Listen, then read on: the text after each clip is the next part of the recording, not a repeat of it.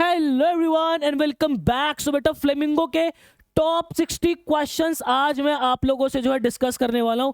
ये questions comparatively easy हैं लेकिन एग्जाम पॉइंट ऑफ व्यू से बहुत ही ज्यादा इंपॉर्टेंट है, बहुत ही ज्यादा रिलेवेंट है। ये जो क्वेश्चंस मैंने आप लोगों के लिए छांटे हैं बेटा, ये क्वेश्चंस इस तरीके से डिजाइन हो रखे हैं, इनके आंसर्स मैंने इस तरीके से लिखे हुए हैं कि आप लोगों का पूरा चैप्टर रिवाइज हो जाएगा। हर एक कैरेक्टर के बारे में आप बहुत अच्छे से जान जाओगे। बाकी आप चाहते हो कि सर मेरे को तो चैप्टर्स भी अभी नहीं आते, तो आपको कुछ नहीं करना बेटा। ये अपना चैनल है सुनील पांडा द एजुकेटर, आप प्लेलिस्ट वाले सेक्शन के अंदर आ जाना। प्लेलिस्ट वाले सेक्शन के अंदर आपको एक प्लेलिस्ट मिलेगी बच्चे। यहाँ पे इस प्लेलिस्ट का नाम क्या है, English 2025 full explanation important question. ये जो वीडियोस लगी हुई है मैंने हर एक चैप्टर को बहुत प्यारे तरीके से समझाया है, उनके अंदर इंपॉर्टेंट क्वेश्चंस मैंने आप लोगों को डिस्कस कराए हैं। देन उसके बाद कंप्लीट पूरा राइटिंग सेक्शन अगर आप लोगों को करना है बच्चे, तो यहीं पे देख रहे हो पूरा आप लोगों का अनसीन पैसेज और प्रॉपर पूरा राइटिंग सेक्शन मैंने आप लोगों को हर एक चीज बहुत प्यारे तरीके से कराई है बच्चे। आप लोगों को बस मैंने थाली में सजा के खाना दे दिया है, उठा के खाने की जिम्मेदारी अब आप लोगों की है। बहुत बढ़िया तरीके से करना। अब इस वीडियो के अंदर जो है मेरी वीडियोस के मैंने बहुत प्यारे प्यारे क्वेश्चन की क्लिप लगाई हुई है, बहुत ही सीक्वेंस के अंदर मैंने क्लिप लगाई हुई है।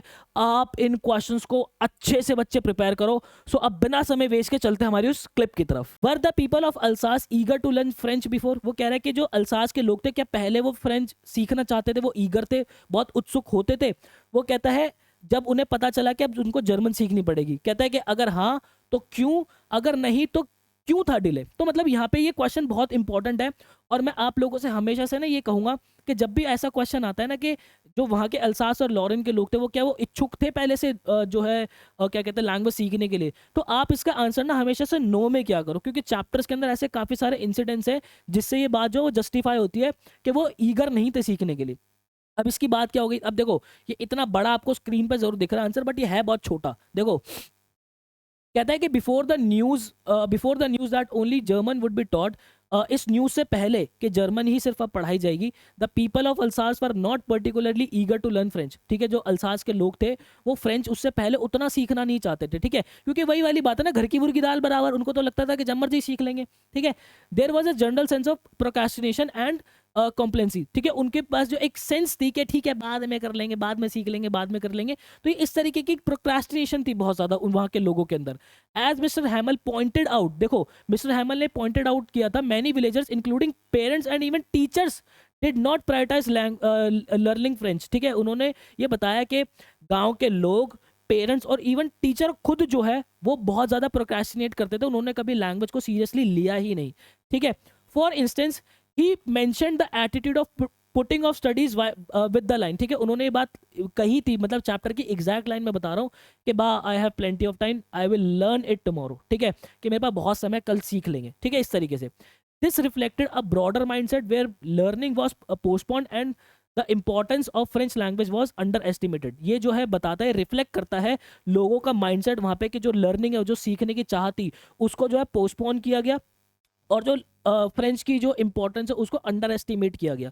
ठीक है, mister Hamel also pointed out that the parents in Alsace were not anxious enough to have their children learn French. ठीक है, वो कहते हैं कि जो इवन पेरेंट्स थे वो भी नहीं चाहते थे, उतना ज्यादा इच्छुक नहीं होते थे कि उनके बच्चे फ्रेंच को जो है वो सीखे। ठीक है, इंस्टेड वो करते क्या थे, they prefer to send them to work on farms. वो बच्चों को क्या चाहते थे कि उनके बच्चे जो है वो फार्म्स पे जाएं अपना काम वाम करने के लिए, और at mills to earn money. ठीक है, और मिल्स के अंदर जाए पैसा कमाने के लिए। ठीक है, he says further more he admitted his own fault. जो हमारे एम हैमल है वो अपना खुद का फॉल्ट भी अब एडमिट कर रहे हैं। देखो उन्होंने गांव वालों की भी फॉल्ट के बारे में बताया, पेरेंट्स के फॉल्ट के बारे में बताया, अब वो अपना फॉल्ट के बारे में बता रहे हैं। उन्होंने क्या कहा था कि एंड आई, मैं जो है मैं भी ब्लेम लेता हूं इसका, कि मैं खुद इसका ब्लेम लेता हूं। I have not often sent you to water to flower instead of learning your lessons. ठीक है, वो ये क्वेश्चंस करके बोलते थे बच्चों को, कि वहां पे खड़े होके बोल रहे हैं कि भाई मैं खुद भी ब्लेम लेता हूँ, जब तुम क्लास के अंदर आते तो क्या मैं गार्डन के अंदर तुम्हें पौधों के लिए पानी डालने के लिए नहीं भेज देता था। इस तरीके से वो बोल रहे हैं। ठीक है, and when I wanted to go fishing did I not just give you a holiday, और जब मुझे फिशिंग पे जाना होता था मैं सीधा तुम्हें छुट्टी दे देता था। तो वो अपनी गलती भी बता रहे हैं, तो वही तो कह रहा हूँ, सपोर्ट करने के लिए बहुत सारी चीजें हमारे पास है। This reveals that both the community and the school were responsible for not taking French language learning seriously until it was too late. ठीक है, ये रिवील करता है, ये चीज दर्शाती है कि जो पूरी कम्युनिटी थी और इवन स्कूल जो है वो रिस्पॉन्सिबल है कि उन्होंने जो है उस लैंग्वेज को सीरियसली नहीं लिया। तो ये क्वेश्चन इस तरीके से आप फ्रेम कर सकते हो, ठीक है, और बड़ा इंपॉर्टेंट है। अब इधर आ जाओ, will they make them sing German. वो कहता है कि क्या ये इसको भी जो है जर्मन के अंदर गाने के लिए बोलेंगे, इवन द पीजन्स, कबूतरों को भी। What could this mean? देखो होता क्या है, क्लास के अंदर जब फ्रांस बैठा होता है तो कबूतर आके ना बैठते गुटर गु कर रहा होता है। तो वो कहता है कि यार क्या वो इसको भी जर्मन सिखाएंगे? मतलब आप बच्चे की भोलापन देख रहे हो कि क्या वो इस कबूतर को भी जो है वो ये कहेंगे कि तू भी जर्मन के अंदर बात कर। तो यहाँ पे कहीं ना कहीं दर्शा रहा है कि वो इंसानों को तो कब्जे के अंदर ले सकते हैं, लेकिन जानवरों को कैसे कब्जे के अंदर लेंगे? ठीक है, वो तो फ्रांस के लोग ही है ना, वो तो फ्रांस का ही जानवर है। ठीक है, इस तरीके से कुछ बात है। कहते हैं the rule from Berlin said only German could be taught in schools, जो कि बर्लिन से हमारा जो रूल आया था कि भाई अब सिर्फ जर्मन ही स्कूल्स के अंदर पढ़ाई जाएगी। व्हेन फ्रांस हर्ड दिस, जब फ्रांस इस बारे में सोचता है, he suddenly started liking French a lot. एकदम से उसको फ्रेंच से जो है वो बहुत ज्यादा लगाव होने उसको शुरू हो जाता है। He felt really sad and sad, जब वो बहुत ज्यादा दुखी होता है और कहता है, will they make even the pigeon sing in German. ठीक है, वो कहता है कि क्या अब ये जो प्रशा के लोग हैं ये कबूतरों को भी जर्मन के अंदर गाने के लिए बोलेंगे? This means you can make people do things. इसका मतलब है कि तुम लोगों से तो चीजें करवा सकते हो बट नॉट एनिमल्स, जानवरों से नहीं करा सकते। So it shows that making others do something against their will is like treating them like slaves and that's not right for human और नेचर। वो कह रहा है कि ये दर्शाता है कि अगर तुम किसी पे चीजें थोप रहे हो तो तुम उसको जो अपना गुलाम की तरह ट्रीट कर रहे हो, जो कि ह्यूमन और नेचर के लिए ठीक नहीं है। इस तरीके से आंसर आप फ्रेम करोगे। देन उसके बाद आगे आ जाओ, what had been put on the bulletin board. Bulletin board के ऊपर क्या जो है वो लगा हुआ था? Describing the significance of the bulletin board in the story the last lesson. और जो बुलेटिन बोर्ड था हमारा, जो टाउन हॉल के बाहर जो बुलेटिन बोर्ड लगा था, उसकी इंपॉर्टेंस हमें बतानी है बच्चे। तो क्या है हमारी उसकी importance? A notice has arrived from Berlin. Berlin हमारी वही गवर्नमेंट, ठीक है, मतलब सेंट्रल, जैसे हमारा पार्लियामेंट है वैसे बर्लिन से जो आया था वो क्या था नोटिस बोर्ड पे? नोटिस बोर्ड पे जो लगा था कि every school in Alsace and Lorraine to start teaching their students in German language. ठीक है, क्या था कि भाई जर्मन लैंग्वेज के अंदर वो पढ़ाएंगे। That means French will no longer be part of the students curriculum. जो अब फ्रेंच जो है वो स्टूडेंट्स के करिकुलम का पार्ट नहीं रहेगा। The bulletin board near the town hall was a source of all kind of information. जो बुलेटिन बोर्ड था टाउन हॉल के पास, वो सारी इंफॉर्मेशन का सोर्स हुआ करता था। Most of time it had been a source of bad news. ठीक है, अधिकतर समय के अंदर वो जो है एक बैड न्यूज का सोर्स हुआ करता था about the lost battles and the orders pass in the Berlin. ठीक है, अबाउट सारी जो बैटल्स वो हारते थे और जो ऑर्डर्स बर्लिन जो है वो पास करता था। In the last lesson, the bulletin board carried the news that German would be taught in schools of Alsace-Lorraine and teaching of French was discontinued। ठीक है, तो नोटिस हमारा यही आया था कि अब जो है जर्मन पढ़ाई जाएगी और फ्रेंच जो है वो डिसकंटिन्यू हो जाएगी। सॉर्टेड है भाई, आगे चलो। Question number 4, describe the effect of describe the effect on life at school produced by the passing of Alsace and Lorraine into Prussian hands। ठीक है, Prussian hands के बाद आने के बाद जो अल्सास और लॉरेन के स्कूल थे उनके स्कूल लाइफ पे क्या इंपैक्ट पड़ा। तो ये समझो भाई, क्या था भाई, मैसेज आया था कि भाई जर्मन जो है वो पढ़ाई जाएगी अल्सास और लॉरेन के स्कूल के अंदर। ठीक है, तो पीपल जो हो गए थे वो बहुत ज़्यादा वरीड हो गए थे। ठीक है, now they understand how important French was every. ठीक है, अब उनको समझ में आ रहा था कि क्या कहते हैं फ्रेंच कितनी इंपॉर्टेंट थी। सारे जो है वो शांत थे, बहुत ज़्यादा सीरियस थे, एक तरीके का ग्रेवयार्ड बना हुआ था, शमशान घाट की तरह स्कूल बन गया था एकदम से ये चीज़ सुन के। ठीक है, students and villagers felt scared to learn German. ठीक है, जो स्टूडेंट्स थे और जो गाँव वाले थे वो डर रहे थे जर्मन सीखने के लिए। They realize they should have taken French seriously. अब उनको रियलाइज हो रहा है कि उनको फ्रेंच को जो है वो सीरियसली ले लेना चाहिए था। इन the last lesson everyone look serious. Last lesson में जो है वो सारे बहुत सीरियस दिख रहे थे। Even those who didn't like mister Hamel started to admire him. वो लोग जो कि मिस्टर हैमल को पहले पसंद भी नहीं करते थे, जो कि टीचर थे उनको पसंद भी नहीं करते थे, मतलब कि बच्चों की बात कर रहे हैं, अब वो उन्हें पसंद भी करने लगे थे। ठीक है, mister Hamel too, mister Hamel ने भी जो है अपने एक डिफरेंट साइड दिखाया, wanting to teach all French in the last lesson. होता है ना कि यार किसी बंदे को ऐसा लगता है कि यार ये मेरा आखिरी लेसन है, मैं सब कुछ सिखा दूंगा आज इन्हें, आज मैं सब कुछ सिखा दूं ताकि मैं एक पूरी रिस्पॉन्सिबिलिटी निभा जाऊं। वो वाली चीज़ थी। ठीक है, his love for France inspired everyone. ठीक है, उनका जो प्यार फ्रांस के प्रति था वो उसने सबको जो है वो इंस्पायर किया। ठीक है बेटा, next, how did mister हैमल look different on the day of the last lesson? ठीक है, जो लास्ट लेसन के दिन मिस्टर हैमल जो है वो अलग कैसे दिख रहे थे? तो अलग कुछ ऐसे दिख रहे थे। On that day mister हैमल was very sad. उस दिन मिस्टर हैमल जो है बहुत ज्यादा दुखी दिख रहे थे। ही वोर हिज स्पेशल ग्रीन कोट, उन्होंने ग्रीन कोट पहना था, फ्लरी शर्ट पहनी थी, and a small black silk cap with embroidery. ठीक है, और ब्लैक सिल्क कैप पहनी थी जिसमें थोड़ी थोड़ी एम्ब्रॉयडरी हो रखी थी। नॉर्मली वो कपड़े जो है, ये आउटफिट जो है कब पहनते थे? इंस्पेक्शन के दिन पहनते थे और प्राइज डिस्ट्रीब्यूशन के दिन पहनते थे। He wore it that day because he knew it was his last time teaching in French. ठीक है, वो उनको पता था कि उनका जो है ये आखिरी लेसन है, इसलिए उन्होंने ये चीज़ पहनी थी।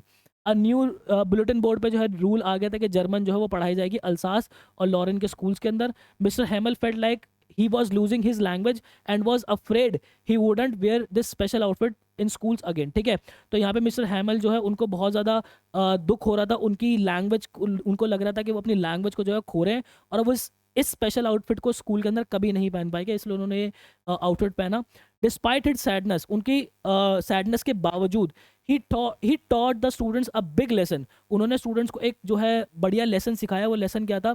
We should appreciate teaching before we lose them. ठीक है, हमें जो है टीचिंग को जो है अप्रिशिएट करना चाहिए, हमें चीज़ों को जो है वो अप्रिशिएट करना चाहिए उससे पहले कि हम उनको लूज कर दें, उनको खो दें। ठीक है, ये था और देयर ट्रू वैल्यू। ठीक है, उनकी ट्रू वैल्यू जो है वो खो जाए उससे पहले हमें उनको वैल्यू करना चाहिए। ठीक है, अब उसके बाद लास्ट हमारा जो आज का क्वेश्चन है वो ये है भाई, what are thunder clap these words to me, which were the words that shocked and surprise, क्या कहते हैं, फ्रांस को जो है वो कौन से शब्द थे जो कि एक थंडर क्लैप की तरह लगे? वो कौन से शब्द थे भाई? वो वर्ड्स थे मिस्टर हैमल के। वो कहते हैं कि भाई which shocked me and surprised France were, my children this is the last lesson I shall give you. ठीक है, ये वो वर्ड्स है कि मेरे बच्चों ये आखिरी लेसन है जो कि मैं आज आपको पढ़ाऊंगा।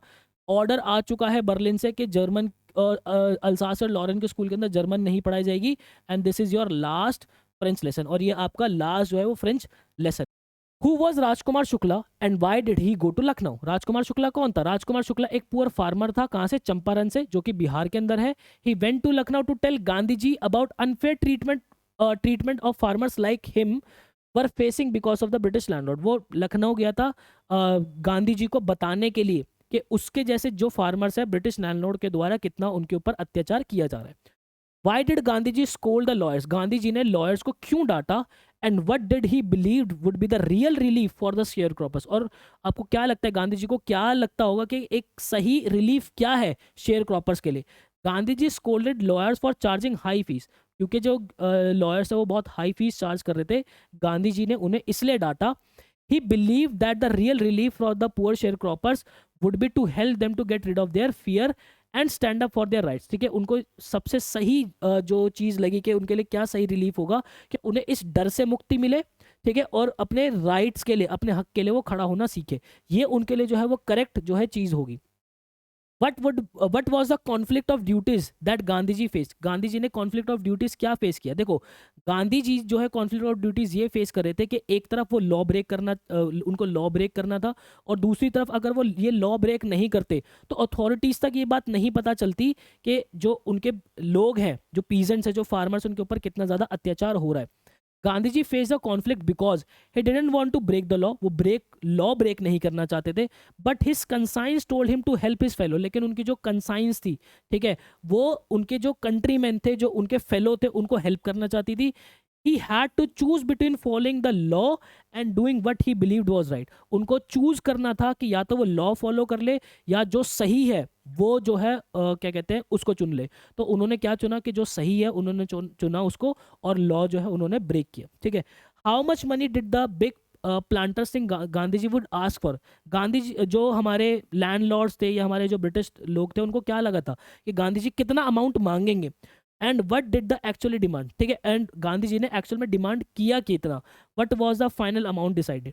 वो फाइनल अमाउंट क्या डिसाइड किया? सबसे पहले उनको लगा कि गांधी जी जो है वो फुल रिपेमेंट मांगेंगे, लेकिन गांधी जी ने जो है 50% ही मांगा, और फाइनली सेटलमेंट कितने पे हुआ? 25% पे जो है फाइनली सेटलमेंट हुआ। ठीक है बेटा, नेक्स्ट हमारा फिफ्थ क्वेश्चन क्या है?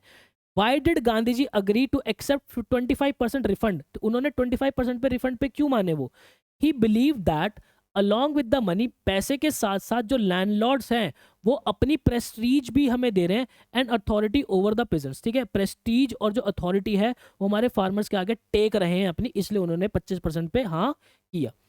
How did Gandhi ji teach Indians the importance of self reliance, ठीक है, सेल्फ रिलायंस की इंपॉर्टेंस गांधी जी ने इंडियंस को कैसे सिखाई, ठीक है। When the lawyer suggested that CF Andrews stayed back to help, जब लॉयर्स ने सजेस्ट किया कि जो सीएफ एंड्रयूज है वो रुक जाएगा हेल्प करने के लिए, Gandhi ji oppose the idea, Gandhi ji ने उसके आइडिया को मना किया। He wanted Indians to learn to stand on their own feet, वो चाहते थे कि जो हमारे इंडियंस हैं वो खुद सीखे और अपने पैरों पे खुद खड़ा हों and not rely on others, ठीक है, किसी पर रिलाई ना करे, specially during their struggles for freedom, ठीक है, जब स्पेशली जब वो फ्रीडम के लिए स्ट्रगल कर रहे हैं। Why do you think Gandhi ji said the battle of Champaran won, तुम्हें क्यों लगता है कि गांधी जी ने कहा कि जो चंपारण की बैटल है वो मैं जीत चुका हूँ? Gandhi said the Champaran battle is won when he saw that the lawyers were ready to follow him, जब उन्होंने देखा कि जो लॉयर्स हैं सारे वो उन्हें रेडी है फॉलो करने के लिए, even if it meant going to jail, अगर जो है बाद में उन्हें जेल भी जाना पड़े। This showed that the people were United, ये शो किया कि पीपल जो है, लोग जो है वो यूनाइट हो चुके हैं एंड डिटरमाइन हो चुके हैं in their fight for justice, अपनी लड़ाई लड़ने के लिए। Why did the lieutenant government drop the case against Gandhi ji, lieutenant government ने केस क्यों ड्रॉप कर दिया? The lieutenant government drop the case against Gandhi ji after seeing the huge support he had from the people, जैसी लेफ्टिनेंट गवर्नमेंट ने lieutenant हमारे जो governor उसने देखा कि गांधी जी के पास बहुत बड़ा सपोर्ट है, उन्होंने जो है केस ड्रॉप किया। When Gandhi ji reach the court, जब गांधी जी कोर्ट पहुंचे, the street of Motihari were filled with large crowds, जो गलियां हैं, जो रोड है पूरे मोतिहारी के, वो बहुत बड़ी भीड़ से जो है वो भर गए। The British officials were unable to control the situation, जो ब्रिटिश ऑफिशियल्स थे वो बिल्कुल उसको सिचुएशन को हैंडल नहीं कर पा रहे थे and had to ask Gandhi ji for help, और उन्हें गांधी जी की हेल्प लेनी पड़ी इनको जो है शांत करने के लिए। फियरिंग द कॉन्सिक्वेंसेज, इस कॉन्सिक्वेंसेज से डर के they decided to postpone and later drop the case, उन्होंने पहले सोचा कि हम इसको पोस्टपोन करते हैं, फिर उन्होंने डर के मारे इसको जो है वो क्या करते हैं, ड्रॉप ही करते हैं केस को। ठीक है बच्चे, चलो नेक्स्ट हमारा 9th है। How can it be said that civil disobedience had triumphed the first time in modern India? Modern India के अंदर जो सिविल डिसोबीडेंस है, जो ब्रेक लॉ, जो लॉ जो है ब्रेक हुआ था, उसकी जो है वो विजय हुई है, वो ऐसे कैसे कह सकते हैं हम? ठीक है, पूरा क्वेश्चन ये है। Gandhi ji was order to leave Champaran by the government, Gandhi ji को जो है गवर्नमेंट ने बोला था कि आप चंपारण लीव कर दो, but he choose to disobey the order, उन्होंने जो है चूज किया कि वो इस ऑर्डर को डिसोबे करेंगे, नहीं मानेंगे, बिकॉज ऑफ हिज कंसाइंस, जो उनकी कंसाइंस उनसे उनकी अंतर आत्मा जो उन्हें कह रही थी। ठीक है, thousands of peasants joined him in a large protest, जो इससे हुआ क्या, जो thousands of peasants है, thousands of farmers जो हैं, हजारों farmers ने उनको इसमें जो है वो ज्वाइन किया, इस प्रोटेस्ट के अंदर ज्वाइन किया। The government was confuse and helpless, जो गवर्नमेंट थी वो बहुत कन्फ्यूज थी, बहुत हेल्पलेस थी, and Gandhi ji was release without having to pay bail, और गांधी जी को रिलीज किया गया बिना बेल के। ठीक है, this was the first victory of the civil disobedience in modern India, ये पहली जीत थी सिविल डिसोबीडेंस की मॉडर्न इंडिया के अंदर। How did Gandhi ji work for the improvement of rural life during the Champaran के अंदर जो है रूरल लाइफ के अंदर गांधी जी ने कैसे जो है वो इंप्रूवमेंट जो है वो किए? देखो ध्यान रखना भाई, उनके फॉलोअर्स कौन कौन थे? निहारी पारेख, महादेव देसाई, और उनकी जो वाइफ्स थी, उनका जो बेटा था देवदास, ठीक है, वो जो है उन्होंने 6 प्राइमरी स्कूल्स खोले, और कस्तूरबा बाई जो है वो हमारी जो है लोगों की सैनिटेशन क्लीननेस पे काम करने लगी, वहाँ पे जो डॉक्टर्स है वो वहाँ पे बाहर आए। ठीक है, और वो जो है क्या कहते हैं, ये वाली जो क्या कहते हैं कास्टर ऑयल, सल्फर ऑइंटमेंट, ये सब जो है पीपल को देने लगे, लोगों को जो है Kasturba taught villagers about personal cleanness के बारे में बताया, सैनिटेशन के बारे में बताया।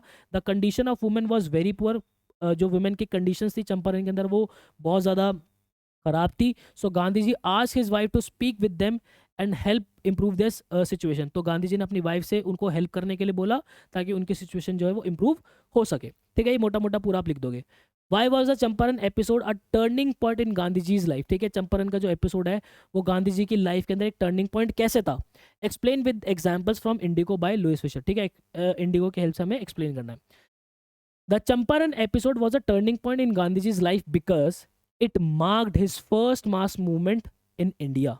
क्योंकि इंडिया का ये पहला मास मूवमेंट था, पहली बार इंडिया के अंदर इतने मास लेवल पे लोग एक साथ इकट्ठा हुए थे। He fought against the unfair treatment of poor peasants, ठीक है, इन्होंने लड़ाई लड़ी हमारे जो बेचारे गरीब किसान हैं उनके साथ जो अनफेयर ट्रीटमेंट किया जा रहा था उसके खिलाफ इन्होंने लड़ाई लड़ी। किसके द्वारा? जो हमारे लैंडलॉर्ड थे उनके द्वारा जो अनफेयर ट्रीटमेंट किया जा रहा था। Gandhi ji identified the root cause of the problem, Gandhi ji ने जो है वो जड़ पकड़ी, और जो जड़ क्या थी? वो जड़ थी सिर्फ और सिर्फ डर, हमारे लोगों के अंदर सिर्फ और सिर्फ डर था, और उन्होंने काम किया इस डर को निकालने के लिए, ठीक है। He help the peasants by not just fighting for their rights, उन्होंने ना केवल पीजेंट्स के हक के लिए लड़ाई करी, उनके राइट्स के लिए लड़ाई करी, बट उनको इनकरेज भी किया कि वो स्टैंड अप करे, खुद के लिए खड़े हों, ठीक है। The success of the movement was the first victory of civil disobedience in India, ये जो है सक्सेस कब बना? जब सबसे पहली बार सिविल डिसोबीडियंस इंडिया के अंदर जो है वो उसकी विक्ट्री हुई। The landlords were force to return part of the money, landlord को फोर्स किया गया कि आप कुछ पैसा जो है, कुछ हिस्सा जो है वापस करोगे, दे हैड टेकन, जो उन्होंने लिया था। And the peasants are no longer had to live in the fear of British authorities, अब जो पीजेंट्स हैं उनको और कोई डर नहीं है ब्रिटिश अथॉरिटीज का, वो फ्रीली जो है वो घूम रहे हैं। Who was heading the makeup department, कौन डिपार्टमेंट को हेड कर रहा था? एक बंगाली कर रहा था, फिर उसके बाद में एक महाराष्ट्रियन ने जो है वो हेड किया था, ठीक है। शुब्बू को ट्रबल शूटर क्यों कहते थे? शुब्बू को ट्रबल शूटर इसलिए कहते थे क्योंकि उनके पास सारी प्रॉब्लम के सॉल्यूशंस जो है वो बच्चे हुआ करते थे, ठीक है। एमआरए कब विजिट हुई थी? 1952 के अंदर एमआरए हमारी विजिट हुई थी। In this lesson what is the purpose of humour and satire used by author, इस चैप्टर के अंदर ह्यूमर और सटायर क्यों यूज किया है? वो to show and highlight human inferences and flaws, human की इन्फेंसेस और फ्लॉज को शो करने के लिए बहुत ही ज़्यादा सटायर और ह्यूमरस जो है उन्होंने चीज़ों को लिखा है। How the Kothamangalam Subbu treated in Gemini Studio, कैसे ट्रीट करते थे कोटामंगलम शुब्बू को? बहुत ही ज़्यादा रिस्पेक्ट के साथ। How does the author come to know English author was Stephen Spender, कैसे पता चलता है ऑथर को कि जो इंग्लिश ऑथर है वो स्टीफन स्पेंडर है? From a book the God that failed, ठीक है, बुक से जिसका टाइटल क्या था? God that failed. What is the example of national integration in ports and pancakes, क्या एग्जाम्पल है पोर्ट्स एंड पैनकेक का नेशनल इंटीग्रेशन किया? तो हमारा जो मेकअप डिपार्टमेंट था वही पूरा का पूरा एग्जाम्पल है नेशनल इंटीग्रेशन का। Who imitated the scene of the sunrise and sun place of जथाम वैली, कौन इमिटेट करता था? किसने कॉपी किया? सारे तमिल प्लेज ने उसको कॉपी किया है, ठीक है। Why was Subbu considered number 2 at Gemini studio, क्यों उसको कंसिडर्ड नंबर 2 किया जाता था? क्योंकि वो बहुत ज़्यादा क्रिएटिव था, उसके क्रिएटिव स्किल के चक्कर में लोग उसको नंबर 2 कंसिडर करते थे और वो बॉस के भी बहुत करीब था। The boy in the makeup room was jealous of हुम, किससे वो जेलस था? सुब्बू की सक्सेस और वो क्योंकि बॉस से बहुत ज़्यादा क्लोज था इसलिए वो जो है बहुत ज़्यादा जेलस था, ठीक है। हमारे टेक्सचुअल क्वेश्चंस देख लेते हैं भाई हमारे। What does the writer mean by fiery misery, ठीक है, राइटर हमारे राइटर का फेरी मिजरी से क्या मतलब था? ऑफ सब्जेक्टेड टू मेकअप, जो मेकअप करवाते थे। The writer means fair misery cause to incandescent lights that pour out intense, जो इनकैंडेसेंट लाइट से बहुत ज़्यादा हीट निकलती थी, वो मतलब था हमारा मिजरी का, ठीक है। The makeup room of Gemini studio had bright bulbs, बहुत ज़्यादा ब्राइट बल्ब है in the room full of large mirror के साथ में that reflected glowing the lights under such blazing heat makeup was done, इतनी गर्माहट के अंदर जो है मेकअप किया जाता था, इसलिए उन्होंने क्या किया? फेयरी मिजरी कहा है। How does the writer describe the makeup room in Gemini studio, हमारे राइटर जो है कैसे डिस्क्राइब करते हैं मेकअप रूम को जेमिनी स्टूडियो के? इस तरीके से डिस्क्राइब करते हैं कि भाई वहाँ पे बहुत ज़्यादा इनकेंडेसेंट लाइट्स हैं। It has also lights all around the large mirrors के जो है वो साथ साथ में भी लाइट्स जो है वो लगी हुई हैं। दो subjects makeup had bright face and lot heat there, जो भी वहाँ पे सब्जेक्ट बैठता है मेकअप कराने के लिए उसको बहुत ज़्यादा लाइट और इंटेंस हीट जो है फील करनी पड़ती है। It was on upper floor of the building that was believed to have Roberts Clive's table, जो कि बिल्डिंग के ऊपर वाले माले पे था, जो कि कहा जाता था कि रॉबर्ट क्लाइव्स का तबीला है, ठीक है। Bring out the humour in the job of makeup man की जॉब के अंदर क्या ह्यूमर है? उनकी जॉब के अंदर ये ह्यूमर है कि भाई वो जो नॉर्मल दिखने वाले लोग थे उनको क्या बना देते थे? मॉन्स्टर्स बना देते थे, ठीक है, उनको और ज़्यादा अगलियर बना देते थे। दे यूज ट्रक, जो कि किस तरीके से उन्होंने बताया कि भाई ट्रक लोड करके पैनकेक जो इन पे लगाते थे और क्या कहते हैं लोकली मैन्युफैक्चर जो पोशंस और लोशंस होते थे उनको लगाते थे उनको ट्रांसफॉर्म करने के लिए, ठीक है। नेक्स्ट क्वेश्चन क्या है बच्चे हमारा? How was the makeup room a fine example of national integration, कैसे हमारा मेकअप रूम जो है फाइन एग्जाम्पल है नेशनल इंटीग्रेशन का? क्योंकि यहाँ पे सारे कास्ट के लोग हमारे थे भाई, ठीक है। आप लिख सकते हो कि यहाँ पे हमारे कन्नड़ थे, ठीक है, धवड़ कन्नड़ थे, आंध्रा थे, मद्रासी थे, क्रिश्चियन थे, एंग्लो बर्मीज थे, ठीक है। लोकल तमिल थे, सारे लोग एक साथ काम करते थे, इसकी वजह से हमारा जो है नेशनल इंटीग्रेशन यहाँ पे दिखती थी। How did the office boy do in the Gemini studio, Y did he join the studio, why was he disappointed, ठीक है। बट वर्क, ठीक है, वो कौन सा काम ऑफिस बॉय हमारा करता था, ठीक है, उसने जेमिनी स्टूडियो क्यों ज्वाइन किया था और वो क्यों डिसअपॉइंट था। The office boy applied makeup to the crowd, ठीक है, वो मेकअप को क्राउड को जो मेकअप लगाया करता था। मिक्सिंग हिज पेंट्स इन अ जाइल vessel and slapping on the crowd place, ठीक है, इस ह्यूमरस तरीके से उन्होंने लिखा है, हमारे शोका मित्रन साहब ने इस ह्यूमरस तरीके से लिखा है कि वो पेंट को वेसल के अंदर मिक्स करता था और क्या करता था, स्लैप करता था कहाँ पे, क्राउड प्लेयर्स पे। He had joined studio in hope of becoming a star and a top screen writer, director and lyrics writer, वो उसने इस होप के अंदर ज्वाइन किया था ताकि वो जो है एक बड़ा स्टार बने, स्क्रीन राइटर बने, ये सारा, ठीक है। He was a bit of poet, वो एक बिट ऑफ पोएट भी था, लेकिन वो बहुत ही ज़्यादा डिसअपॉइंटेड था क्योंकि उसको low level hierarchy makeup man के अंदर जो है वो रखा हुआ था, ठीक है बच्चे।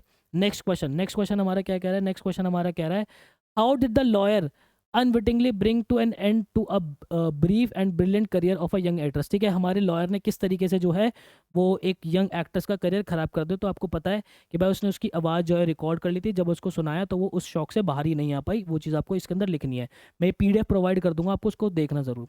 Y did the author appear to be doing nothing to the studios, हमारे ऑथर क्यों लगते थे कि वो कुछ नहीं कर रहे, क्योंकि भाई उनका काम ये था कि न्यूज़पेपर की कटिंग को उनको लगाना था, कभी कभी उस न्यूज़ को अपने हाथों से भी वो लिखते थे, तो इसलिए लोगों को लगता था कि भाई वो जो है कुछ भी नहीं कर रहे हैं।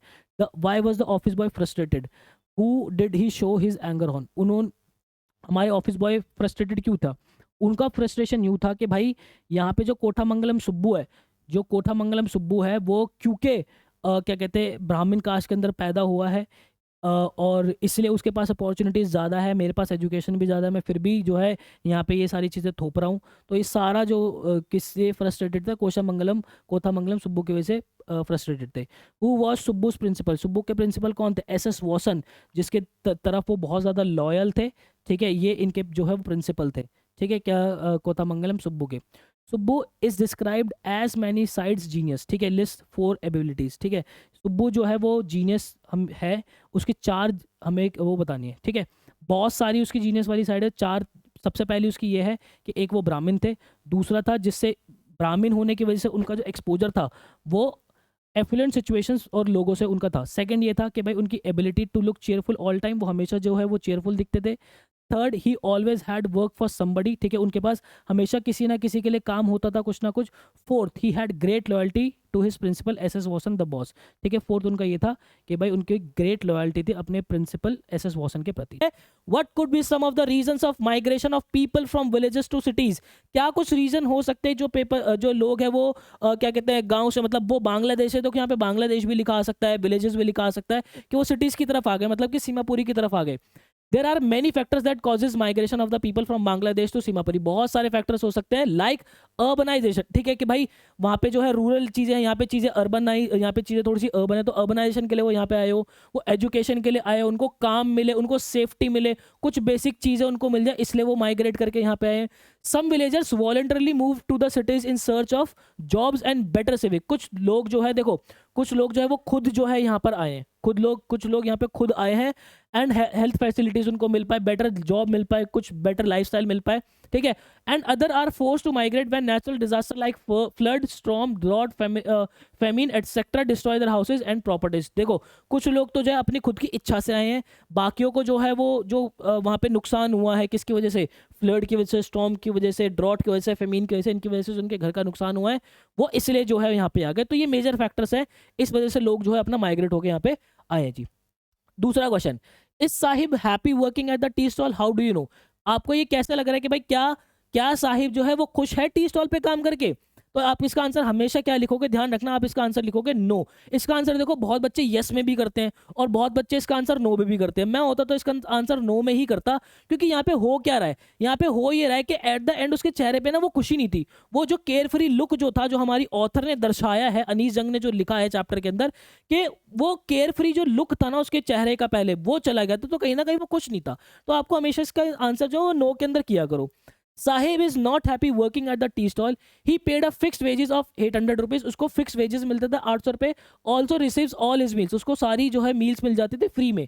बट ऑथर नोटिस, जो हमारी ऑथर है वो नोटिस करती है that his face has lost its carefree look, उसका जो चेहरा है वो केयरफ्री लुक को जो है वो खो चुका है, विच makes it evident he is not happy, जो कि ये दर्शाती है कि वो खुश नहीं है। He has lost his independence, वो अपनी आज़ादी जो है खो चुका है, and is no longer on his master, अब वो खुद का जो एक मास्टर है, खुद का जो बॉस है वो नहीं है। पहले भाई क्या था भाई, पहले वो जब कूड़ा उठाता था तो उसके हाथ में जो है वो होता था कट्टा, जिसके अंदर वो क्या कहते हैं, कट्टा मतलब कि भाई वो कह रहा हूँ जिसके अंदर वो रखते हैं, कूड़ा रखते हैं वो लोग, ठीक है, कट्टा वो मत समझ लेना तुम लोग। तो यहाँ पे क्या है कि भाई वो कभी उठा रहा है, कभी नहीं उठा रहा है, कभी जाके बैठ जा रहा है, तो उस टाइम पे वो खुद का मास्टर था। बट अभी जो है भले उसको 800 रुपये मिल रहे हैं, भले ही जो है उसका क्या कहते हैं वो उसको सारी मील्स मिल रहे हैं, बट वो एक एक फ्री वाला जो है वो नेचर उसका अब नहीं रहा है, उसको बंद के रहना पड़ता है अपने एम्प्लॉयर के लिए, जो उसका बॉस है उसके लिए हैवी हैवी कनस्तर उठाने पड़ते हैं, ठीक है भाई। Garbage has two meanings for the rag pickers of Seemapuri, what are they? Garbage के जो है वो जो अलग अलग मीनिंग थे, दो अलग मीनिंग थे, किसके लिए? देखो, एक बूढ़ जो बड़े लोग थे उनके लिए अलग था, और जो छोटे बच्चे उनके लिए अलग था। क्या था भाई? In Seemapuri older people rely on garbage to survive and make a living, ठीक है, जो ओल्डर पीपल है उनके लिए ये सर्वाइवल का एक जरिया था। they carefully go through the trash collecting things and collecting things that can be reused or sold, ठीक है, वो बहुत ही ध्यान से उसको जो है वो छांटते थे। मतलब आप ये लगा लो, चैप्टर के अंदर ये भी लिखा हुआ है कि वहां पे कूड़ा उठाना एक तरीके की कला बन गई थी। कला मतलब कि लोगों के हाथ वो इतने एक्सपर्ट हो गए थे कि अलग अलग ट्रैश को जो है वो अलग अलग तरीके से जो है बाइफरकेट कर ले रहे हैं, इस तरीके से जो है वो कलाकारी उनके अंदर हो गई थी। जो बड़े लोग थे उनके लिए क्या था? उनके लिए ये जो है एक जीने की अपनी जीने की सर्वाइवल की एक जरिया था, जहाँ पे जो है वो ये ट्रैश को देखते थे कौन सा जो है रीयूज हो सकता है, किसको हम वापस से इस्तेमाल में कर सकते हैं, किसको हम बेच सकते हैं। लेकिन चिल्ड्रन के लिए, इस जो सीमा पूरी के अंदर चिल्ड्रन के लिए गार्बेज जो है एक ट्रेजर हंट की तरह होता था, ठीक है, ट्रेजर हंट की तरह होता था। कभी कभी उनको एक सिक्का मिल जाता है, कभी कभी चांदी का सिक्का मिल जा रहा है उनके अंदर, ठीक है, कभी कभी जो है वो उनको 10 रुपए का नोट भी मिल जाता था उसके अंदर। तो उनके लिए बड़ी ही जो है एक ट्रेजर हंट के लिए होता था कि चलो आज कुछ ढूंढते हैं भाई, ठीक है। As they search through the piles of trash they sometimes find a valuable items like silver coins, ठीक है, कभी कभी उन्हें वैल्यूएबल आइटम्स मिल जाते थे लाइक चांदी का सिक्का। It is like an exciting adventure for them, ये एक तरीके का एक बहुत बढ़िया एक एक्साइटिंग एडवेंचर होता था उनके लिए। A way to forget about the tough part of their daily life, ठीक है, एक तरीके का ये जरिया है, ठीक है, वो जो टफ जिंदगी वो जी रहे हैं ना, उसको भूलने का, वो बचपन के अंदर वो जो टफ जिंदगी वो जी रहे हैं उसको भूलने का एक जरिया है कि भाई वो ट्रेजर हंट की तरह लगे में उस कूड़े के अंदर कि उन्हें कुछ वैल्यूएबल चीज मिल जाए, ठीक है, even if just for a little well, ठीक है, ताकि भले ही थोड़ा सा वो थोड़ी देर के लिए हो, ठीक है। तो ये हमारे 3 क्वेश्चन हो गए। आगे चलते हैं बेटा।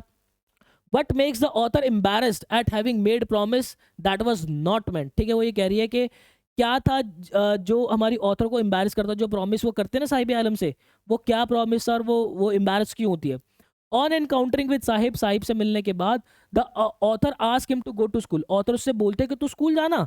Immediately at the thought she realizes that the advice must sound very hollow, ठीक है, जैसे ही वो बोलते हैं कि तू स्कूल जाना, उसको एकदम से रियलाइज होती है कि यार ये खोखली कैसी मैंने खोखली बात कह दी, ये बेचारा स्कूल कैसे जाएगा, इसके आसपास स्कूल भी नहीं है ना, ये कैसे स्कूल जा पाएगी, अफोर्ड भी तो नहीं कर सकता चीज़ों को। On the other hand Saheb replies that there is no school in his neighbourhood, ठीक है, साहिब क्या रिप्लाई करता है कि उसके नेबरहुड के अंदर कोई स्कूल है ही नहीं, and he will go if the authorities make one, वो जाएगा अगर अथॉरिटीज कोई एक जो है स्कूल बनवा दे। She ask him what of she start the school, वो उससे पूछते कि अगर वो स्कूल स्टार्ट करेगी तो क्या, तो क्या वो जाएगा, क्या तुम जाओगे, वो पूछते क्या तुम जाओगे। Sahib goes on asking her is your school ready, ठीक है, तो साहिब जो है बार बार आके उससे पूछता था क्या तुम्हारा स्कूल रेडी हो गया, क्या तुम्हारा स्कूल रेडी हो गया, इसका मतलब वो कहीं ना कहीं बहुत ज्यादा इच्छुक था स्कूल जाने के लिए। ये चीज उसको बहुत ज्यादा एम्बेरस करते है कि मैंने उससे कैसा खोखला प्रॉमिस कर दिया। She feels embarrassed eight having made a promise that was not meant, ठीक है, इसलिए उसको बहुत ज्यादा एम्बेरस जो है वो लगता है। What is the irony in the name Sahib Alam, Sahib Alam के नाम के अंदर क्या आयरनी है?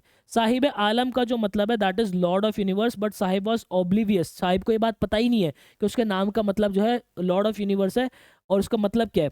Contrary to what his name represents he roam the streets with his friends, ठीक है, वो ये कह रहा है, वो यहाँ पे ये आंसर ये लिखा हुआ है कि भाई उसके नाम के अंदर और जो वो काम कर रहा है वो कितनी कॉन्ट्ररी है कि उसके नाम का मतलब है लॉर्ड ऑफ यूनिवर्स, और लेकिन वो जो है वो अपने दोस्तों के साथ गलियों के अंदर घूमता है, ठीक है, बेयर फुट, नंगे पैर, an army of bare footed boys, ठीक है, मतलब वो सारे आर्मी मतलब वो सारे जो दोस्त हैं वो सारे नंगे पैर जो है वो घूमते हैं। Scrounging in the garbage heaps of to make both ends meet, ठीक है, तो यहाँ पे वही वाली बात है कि भाई साहिब साहिब आलम नाम और उसका जो काम है वो दोनों बहुत अलग अलग है, इसलिए यहाँ पे जो है वो बहुत ही ज्यादा आयरनी है। कहता है what keeps the workers in the bangle industry of Firozabad stuck in poverty. ठीक है, किस वजह से जो है जो बैंगल मेकर्स है फिरोजाबाद के अंदर वो पॉवर्टी के अंदर फंसे हुए थे। देखो अगर ये क्वेश्चन बहुत कम नंबर का आता है भाई कि भाई 4 नंबर का आ गया, मतलब थोड़े बहुत कम नंबर का आ गया, तो आपको क्या करना है, पॉइंटर्स लिख दो बस हल्के हल्के से कि भाई अनफेयर कंडीशन है, अनफेयर वर्क कंडीशन है, लैक ऑफ एजुकेशन है, लो वेजेस है, डिस्क्रिमिनेशन है, गवर्नमेंट का सपोर्ट नहीं है, करप्शन है।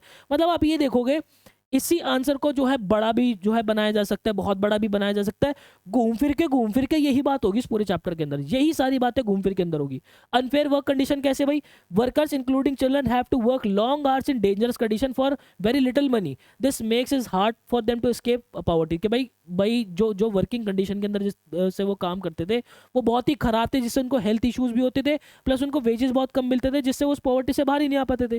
दूसरा उनके पास एजुकेशन नहीं है, many children have to work instead of going to school, बहुत से बच्चों को जो है वो काम करना पड़ता था स्कूल जाने के बजाय। Without an education they don't have the chance to get better jobs और इंप्रूव देयर स्कूल्स। और आपको पता है कि भाई अगर वो एजुकेशन नहीं लेंगे तो उनको वो चांस ही नहीं मिलेगा कि उसको एक बेटर जॉब मिले या अपनी वो स्किल्स को इंप्रूव कर सके। ठीक है, तीसरा पॉइंट है low wages, workers are paid very little for their hard work, workers को जो बहुत कम पैसा मिलता था उनके हार्ड वर्क के लिए।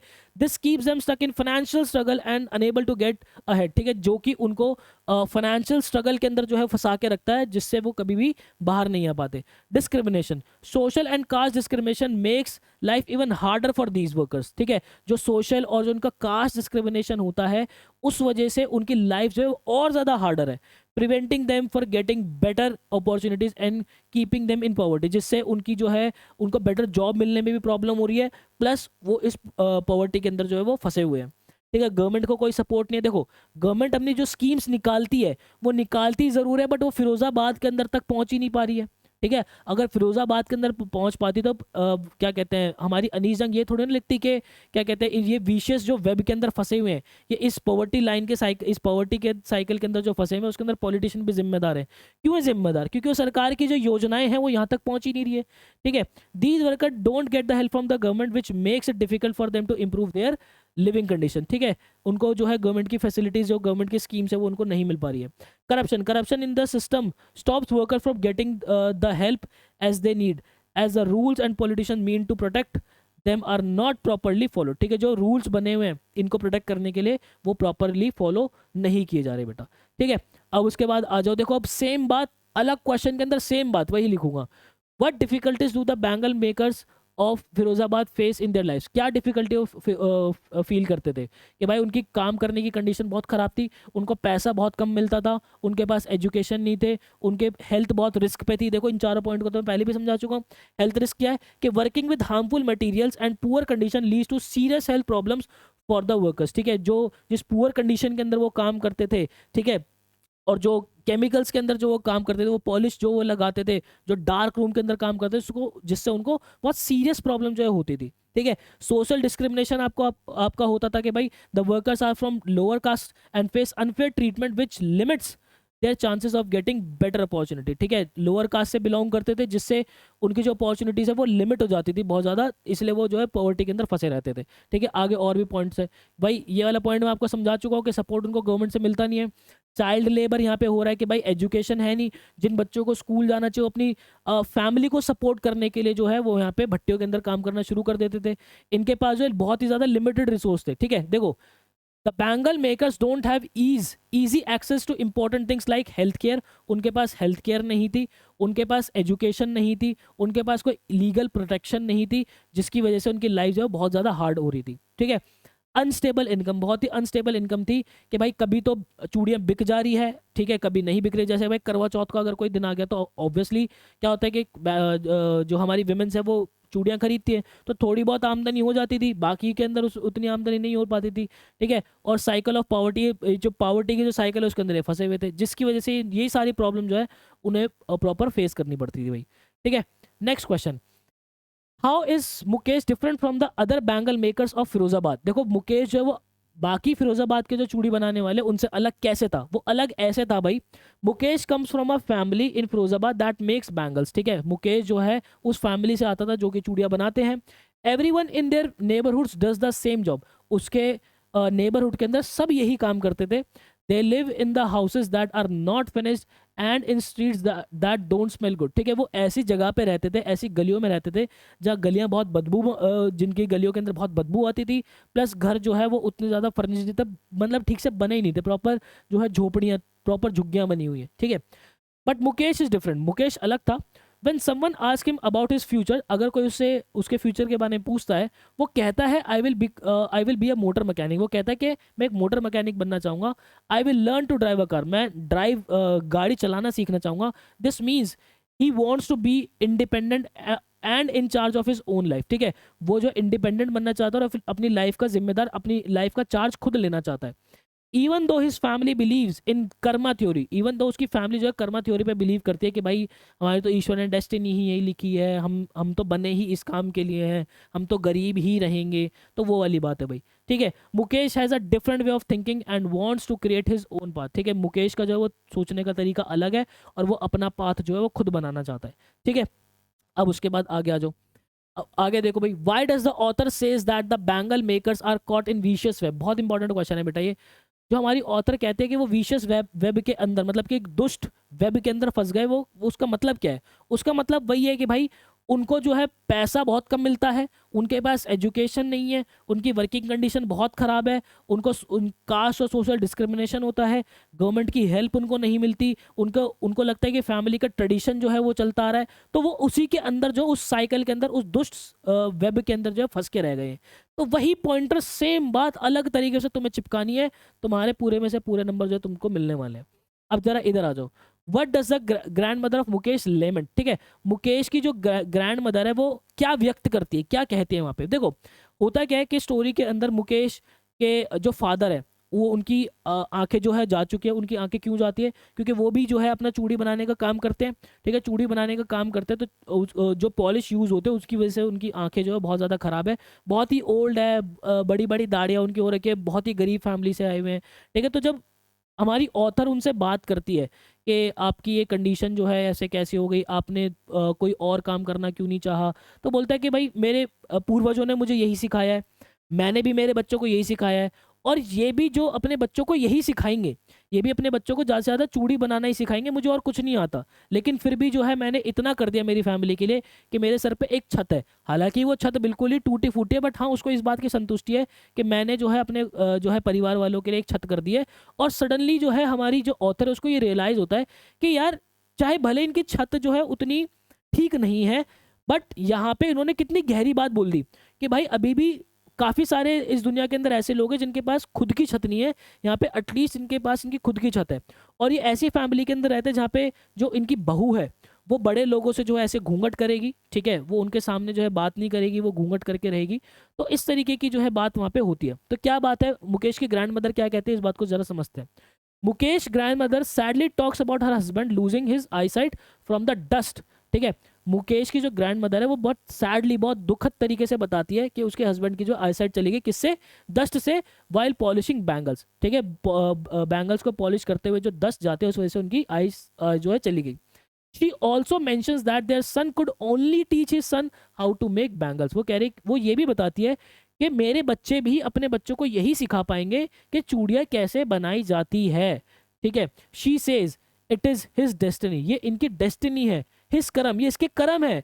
He can't go beyond what God has given us. वो मान चुके हैं कि भाई ये इससे दूर नहीं जा सकता जो कि ईश्वर ने हमारे लिए लिख दिया है, जो कि ईश्वर ने हमें दिया है, हमें यही करना है।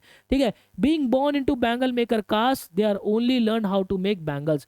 क्योंकि वो चूड़ी बनाने वाली कास्ट के अंदर पैदा हुए हैं, तो उन्हें सिर्फ एक ही काम आता है, क्या? कि वो चूड़ियाँ जो है वो बनाएंगे, उन्हें वही आती है। This means they feel stuck in their situation. इससे ये पता चलता है कि वो अपनी सिचुएशन के अंदर जो फंस चुके हैं। Unable to do anything else because of their family background, वो कुछ नहीं कर पा रहे कि उनकी फैमिली बैकग्राउंड की वजह से। And the work they have always known, और सिर्फ इसलिए और जो काम वो हमेशा से जानते हैं। ठीक है, the grandmother's word shows how their families past and the type of work they do limits their opportunity. जो उसकी दादी के जो शब्द हैं वो ये बता रहे हैं कि क्या कहते हैं उसकी फैमिली का जो पास्ट है और जो काम वो करते हैं उसकी वजह से वो कितनी सारी चीज़ों को लिमिट कर चुके हैं। ठीक है, होता है ना कि भाई अब जैसे कि इसके दादा ने बोला, मतलब इसके मुकेश के फादर ने बोला कि भाई मुझे तो चूड़ी बनानी आती है, मैं वही सिखा पाऊंगा। और उसके फादर ने भी यही बोला कि भाई मुझे चूड़ी बनानी आती है, मैं यही सिखा पाऊंगा। मुकेश भी आगे यही बोलेगा। तो ये जनरेशन जनरेशन पे चलता ही जा रहा है कि भाई हमें चूड़ी बनानी आती है, हमने शुरू से वही किया है तो हम यही सिखा पाएंगे। एजुकेशन इनके पास बेचारों के पास है नहीं ताकि ये कुछ और अच्छा कर पाए। ये कोऑपरेटिव अपनी बना नहीं पाते क्योंकि मिडिल मैन और जो पुलिस वाले इनको जो है इनको इनकी इनके साथ मार पिटाई कर देते। तो बेचारे जो है वो स्टक हो चुके हैं, बिल्कुल बिल्कुल उलझ चुके हैं इसके अंदर। ठीक है, ये वाली बात है। आगे देखो, do the poor have the right to dream? क्या जो गरीब लोगों उनके पास सपने देखने का अधिकार है? Why then does the author call Mukesh dream a Miraj?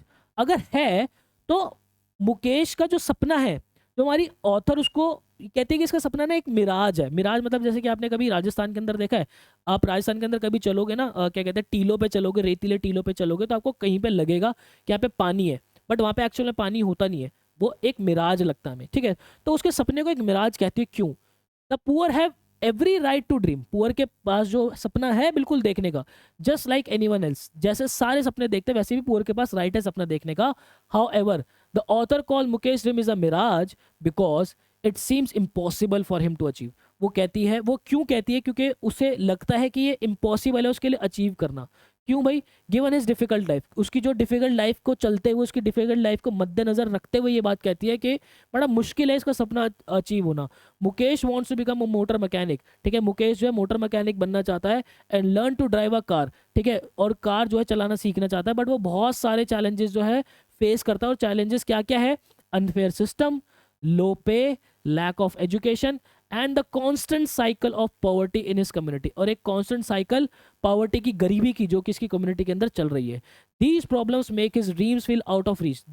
ये सपने जो है ये सपने जो है इसकी रीच से परे जाते हैं। क्योंकि होगा क्या ज़्यादा से ज़्यादा, अगर ये दूर कहीं मोटर मैकेनिक का काम हम सीखने जाएगा तो सीखने में उसको पैसा नहीं मिलेगा, और कहीं ना कहीं इसको वापस से अपनी फैमिली को सपोर्ट करने के लिए, क्योंकि जितना सारे मिलके वो पैसा कमा रहे हैं वो भी पर्याप्त नहीं है इनकी एक वक्त की रोटी के लिए। तो कहीं ना कहीं इसे वापस से चूड़ी का सामान, चूड़ी के काम में लगना पड़ेगा। इस वजह से इसको जो है क्या कहते हैं, जो हमारी अनीस जंग है, इसको मुकेश का सपना मिराज लगता है। ठीक है, लाइक अ मिराज। ठीक है, something that looks real, something जो कि रियल जरूर लग रहा है but is impossible to touch, but बिल्कुल ही इम्पॉसिबल लग रहा है उसको छूना, उस सपने को छूना। The term highlights how hard it is for the people in the poor communities to achieve their dreams. ये टर्म जो है वो हाईलाइट कर रही है कि कैसे पुअर कम्युनिटी के जो लोग हैं उनके लिए सपने को अचीव करना कितना ज़्यादा मुश्किल है। ठीक है, because of the larger problems they can't control, क्योंकि उनके पास जो बड़ी प्रॉब्लम है जो कि वो कंट्रोल नहीं कर सकते बेटा। ठीक है, अब आगे जा रहा हूँ। देखो आगे ये क्वेश्चन है बेटा सबसे ज्यादा इंपॉर्टेंट, बहुत ज्यादा, एक वो विशियस वेब वाला और ये वाला बहुत इंपॉर्टेंट होता है। How is Mukesh attitude towards his situation different from Sahib? ठीक है, साहिब और मुकेश का जो एटीट्यूड है अपनी सिचुएशन के लिए कैसे डिफरेंट है? देखो भाई, Mukesh and Sahib have different views. अब देखो यहाँ पे डिफरेंट पूछ रहा है तो डिफरेंट बताऊंगा, अगर सिमिलर पूछता तो सिमिलर बताता कि भाई उनका क्या कहते हैं उनकी लाइफ सिमिलर कैसे है। भाई बहुत गरीब है, एजुकेशन नहीं है, क्या कहते हैं साहिब जो है कूड़ा उठाता है, मुकेश जो है वो चूड़ी बनाने का काम करता है, बट उसको उसके सपने हैं कि वो जो है मोटर मैकेनिक बनेगा। जहाँ पे पॉलिटिशियंस ने, पुलिस वालों ने बहुत ज़्यादा जो है वो की हुई, गवर्नमेंट का सपोर्ट नहीं मिल रहा, और क्या कहते हैं बहुत ही कास्ट के अंदर बहुत डिस्क्रिमिनेशन होती है। ये सारी बात करके आप सिमिलैरिटी कर दोगे। डिफरेंट अब मैं बता रहा हूँ, Mukesh and Sahib have different views, दोनों के अलग अलग व्यूज है कैसे about their life. Law spring, Mukesh dreams of becoming a motor mechanic. Mukesh जो है सपना देखता है मोटर मैकेनिक बनने का और गाड़ी चलाने का। He wants thing to be better, वो चीज़ों को चाहता है बेहतर हो, and is working hard to change his life, और बहुत कोशिश कर रहा है अपनी लाइफ को चेंज करने का। ऑन द अदर हैंड, दूसरे हाथ पे, Sahib is a rack picker who is struggling. Sahib जो है कूड़ा उठाने वाला है जो कि स्ट्रगल कर रहा है, but he seems to accept his hard life without trying to change it. ठीक है, लेकिन जो अपनी हार्ड लाइफ है उसको अपना चुका था, उसको एक्सेप्ट कर चुका है, भले बदले कि वो उसको बदले। ठीक है, वो उसको बदलना नहीं चाहता, उसको एक्सेप्ट कर चुका है, लेकिन मुकेश उसको बदलना चाहता है। ठीक है, he starts working at a tea stall. Mukesh जो सॉरी साहिब जो है वो टी स्टॉल पे काम करना शुरू करता है जहाँ पे उसको 800 रुपये मिलते हैं, but the heavy container he carries feels harder than his plastic bag, but जो हैवी कंटेनर उसको उठाना पड़ता है वो हैवियर दिखता है उसके प्लास्टिक बैग से। And now he isn't his own master anymore, अब वो खुद का मास्टर नहीं है। Mukesh is focused on having a better future, Mukesh जो है वो बेटर फ्यूचर देखता है, ठीक है। While Saheb seems to have given up, और साहिब जो है वो गिव अप, ऐसा लगता है कि साहिब जो है वो सिचुएशन को इम्प्रूव करने के ऊपर गिव अप कर चुका है। The difference in their attitudes mights be because of their personal experiences, ठीक है। ये एटीट्यूड उनके अलग इसलिए हो सकता है, उनके कुछ ना कुछ ऐसे पर्सनल एक्सपीरियंसेस रहे हों जिस वजह से उनके अलग अलग एटीट्यूड है। Strengths and how they see their chances to make things better, ठीक है। Mukesh remains hopeful and wants change, but Saheb seems to have accepted his difficult circumstances, ठीक है। घुमा फिरा के वही वाली बात लिखी हुई है कि साहिब जो एक्सेप्ट कर चुका है, मुकेश जो है वो चीज़ों को बदलना चाहता है, चेंज करना चाहता है। अब चलते इनके क्वेश्चंस को अंडरस्टैंड करेंगे एक एक करके। कहते हैं the story the rat trap shows that basic human goodness can be brought out by understanding and love. Write a letter to Edla to convey your gratitude as a peddler. अब आप क्या हो, आप हो पेडलर, ठीक है। आपको जो है एडला को जो है वो लेटर लिखना है कि यही बात लिखने के भाई जो बेसिक ह्यूमन क्या कहता है कि shows that the basic human goodness can be brought up by understanding love, के भाई जो बेसिक अंदर की जो अच्छाइयाँ हैं वो लव और अंडरस्टैंडिंग से जो बाहर निकाली जा सकती है। तो उसके लिए आपको एडला को एक लेटर लिखना है। आप कौन हो, आप हो पेडलर, ठीक है। ये पेडलर नीचे आ गया, तो आपको किसको लिखना है, एडला को लिखना है। तो आपने लिखा thanks for the great transformation, शुक्रिया आपका इस अच्छी ट्रांसफॉर्मेशन के लिए। I am writing to express my heartfelt gratitude for your kindness and generosity. You welcome me in your home when no one else would. तुमने मुझे तब उस घर के अंदर वेलकम किया जब कोई मुझे जो है घरों के अंदर बुलाता ही नहीं था, ठीक है। ट्रीटिंग मी विद रिस्पेक्ट, तुमने मुझे रिस्पेक्ट से ट्रीट किया। When you knew I was not who I pretended to be, जबकि ये जानकर भी कि मैं वो नहीं हूँ जो मैं बन के दिखा रहा था, ठीक है। कहते हैं your compassion made me feel like a real human being, तुम्हारा जो कंपैशन है उससे जो है मुझे एक रियल ह्यूमन बींग जो है मैं बन पाया।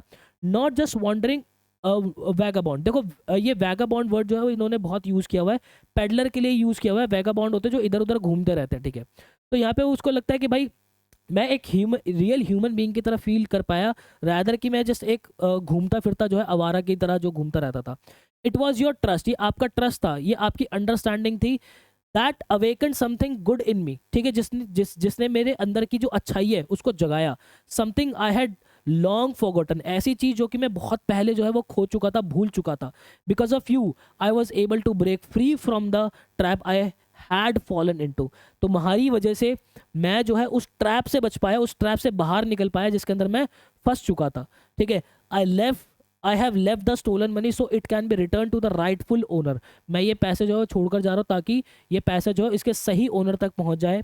This is my small way of providing that your kindness was not in when, ये एक जो है ये मेरा एक छोटा सा तरीका है ये बताने का कि तुमने जो मेहनत की, तुम्हारी जो काइंडनेस है वो खराब ना जाए, वो वेस्ट ना जाए। You gave me a chance to change, तुमने मुझे चांस दिया चेंज होने के लिए। And for that I will be always grateful, ठीक है, और उसके लिए मैं हमेशा से तुम्हारा ग्रेटफुल रहूंगा। Thank you for believing in me when I had stopped believing in my self, शुक्रिया जब तुमने मुझ में भरोसा दिखाया कि भाई अपने घर के अंदर मुझे रुकवाया, तुमने मुझे खुद में भरोसा दिखाया, मेरे अंदर भरोसा दिखाया जब मैं खुद में ही अपना भरोसा खो चुका था। The world needs more people like you, इस संसार को तुम्हारे जैसे और लोगों की जरूरत है। और क्या लिखा, डीप एप्रिसिएशन द पेडलर, ठीक है। फिर उसके बाद अपने बंद कर दिया, तो ये वाली बात हो गई। चलिए जनाब, नेक्स्ट क्वेश्चन हमारा, how did the seller of rat traps realize that he himself was caught up in the rat trap after he left the crofter's cottage, तो क्रॉफ्टर की कॉटेज को छोड़ने के बाद जो रैट ट्रैप था उसको कैसे रियलाइज हुआ ये चीज़ कि वो खुद अब एक ट्रैप के अंदर फंस चुका है। After taking the money from the old man the thief felt proud of himself, ठीक है, पैसे चुराने के बाद उसको बड़ा जो है खुद पे प्राउड फील हो रहा था। स्केर्ड ऑफ गेटिंग कॉट, वो जो है जो उसको कोई पकड़ ना ले इससे डर रहा था। ही अवॉइडेड द मेन रोड, वो मेन रोड का रास्ता अवॉइड करता है और वो एक कंफ्यूजिंग फॉरेस्ट के अंदर जो है वो चला जाता है, ठीक है। The path in the forest were tricky, जो रास्ते थे वो बहुत ही ज़्यादा ट्रिकी थे। And he walked around all the day without realizing he stayed in the same part, ठीक है। वो चलता जा रहा है, उसको लग रहा है कि वो चल रहा है, लेकिन उसको बाद में ये रियलाइज हो रहा है कि भाई वो उसी जगह पे आ रहा है, ठीक है। Suddenly he remembered his thought about the world being a rat trap, suddenly उसको रियलाइज होता है कि ये जो वर्ल्ड है वो भी एक रैट ट्रैप के अंदर फंसा हुआ है, और आज मैंने भी लालच किया और मैं एक रैट ट्रैप के अंदर आके फंस चुका हूँ. Now he felt like it was his turn. अब उसको लगता है कि अब ये उसकी बारी है, जो ट्रैप में फंसने की अब ये उसकी बारी है. He realize and fell into a trap by taking the money. ठीक है, उसको ये रियलाइज होता है कि पैसे चुराकर आज मैं खुद ही एक ट्रैप के अंदर फंस चुका हूँ. The forest fell like a tight unescapable prison closing into him. अब उसको ये जो जंगल है वो लग रहा था कि अभी उससे कभी बाहर नहीं आ पाएगा और यहीं पे जो है फंसा रह जाएगा. तो ये वो इंसिडेंस है जब उसको लगता है कि अब वो जो है क्या कहते हैं एक रैट ट्रैप के अंदर फंस चुका है. ठीक है बेटा, चलते हैं आगे. नेक्स्ट है भाई, what were the contents of the package left by the peddler as a Christmas gift for Edla Williamson. Edla Williamson के लिए उसने क्या क्या छोड़ा था. ठीक है, जो हमारा पेडलर था उसने क्या छोड़ा था. The man who sold rat trap left a small present for Miss Williamson as a Christmas gift. एक स्मॉल गिफ्ट उसने छोड़ा था, वो क्या था. It had a tiny rat trap, एक छोटा पिंजरेदानी थी. ठीक है, 3 क्रम्पल 10 क्रोनॉर नोट. ठीक है, यहाँ पे देखो देखो 10 क्रोनॉर के 3 नोट थे भाई वो. ठीक है, ये छोड़ के गया था वो, मतलब कि टोटल 30 क्रोनॉर रुपीज थे उसके पास. ठीक है, in the letter he thanked Edla for being kind and welcoming. Letter एक उसने रखा था जिसके अंदर जो है उसने बहुत थैंकफुल कहा था एडला को कि थैंक यू सो मच कि आप इतने काइंड रहे मेरे लिए, इतने दयालु रहे मेरे लिए. ठीक है, Edla was glad to get the gift. Edla जो है वो बहुत खुश थी उस गिफ्ट को पाकर. Seeing it was a way of saying thank you for her goodness. ठीक है, उसको ये देखकर बहुत अच्छा लगा कि रैट ट्रैप का यही तरीका था जो है थैंक यू कहने का, गुड बाय कहने का. It also showed that she could trust him. ठीक है, उससे ये पता चला कि वो जो है उस पर ट्रस्ट कर सकती है. And she wouldn't be criticise for trying to help someone who turn out to be a theft. और वो लाइफ के अंदर कभी भी खुद को दोष नहीं देगी कि उसने एक ऐसे इंसान की जो है वो हेल्प करी जो कि एक चोर हुआ है. भाई एक अगर मान लो बाद में एडला को पता चल रहा है कि भाई ये चोर था और वहाँ से बिना जो है कुछ सामान रखे या उनका कुछ सामान रख लेके जो है वो चोरी करके चला जाता पेडलर जो है, तो कहीं ना कहीं लाइफ टाइम एडला को ये लगता है कि उसने एक चोर की मदद की. बट अब क्योंकि उसने ऐसा नहीं किया, उसने सारा चोरी का सामान वहाँ पे रख दिया, थैंकफुल लेटर लिखा, एडला के खुद के घर से कुछ लेके नहीं गया, तो अब एडला को ये लगेगा कि नहीं उसने एक चोर की हेल्प नहीं की, उसने एक अच्छे इंसान की ही हेल्प की है. तो ये वाली बात है. ठीक है, next. How did the iron master come to know about the reality of the peddler. जो आयरन मास्टर था एडला के जो पिताजी थे, उसको कैसे पता चला पेडलर के बारे में, कैसे पता चला भाई. After putting all his clothes. ठीक है, जब आयरन मास्टर के कपड़े उसने पहने पेडलर ने, the man who sold rat traps joined the others for breakfast. वो ब्रेकफास्ट के लिए उसे ज्वाइन करते हैं. ठीक है, उसको ज्वाइन करता है. The rich man looked at him carefully but didn't seam happy. जो रिच मैन है वो उसके तरफ देखता है लेकिन खुश नहीं दिखता वो. He realize that he made a mistake and thinking the stranger was someone he knew. ठीक है, अब उसको रियलाइज होता है कि उसने एक मिस्टेक कर दी कि ये जो स्ट्रेंजर है उसको लग रहा था कि ये उसका खुद का दोस्त है. ठीक है, the rich man got upset and said he might call the sheriff. देखो ये जो शेरिफ है, शेरिफ यहाँ पे इस्तेमाल किया गया है पुलिस के लिए. ठीक है, ये पुलिस के लिए इस्तेमाल किया गया भाई. तो रिच मैन जो अपसेट होता है वो कहता है कि मैं पुलिस को बुला लूंगा. He told the stranger to leave the right way. वो स्ट्रेंजर को बोलता है, पेडलर को बोलता है, रैट ट्रैप सेलर को बोलता है कि तू यहाँ से चला जा तुरंत. तो इस तरीके से पता चलता है कि भाई जब वो कपड़े वपड़े चेंज वेंज करके आता है तब उसको पता चलता है सारी चीज़ों के बारे में. ठीक है, next. How did Edla persuade her father to let the peddler stay in their home for Christmas. जो एडला है वो कैसे अपने पिता को मनाती है कि जो पेडलर है, रैट ट्रैप सेलर है, ओल्ड मैन जो है ये यहीं पे रहेगा. कैसे मनाती है भाई.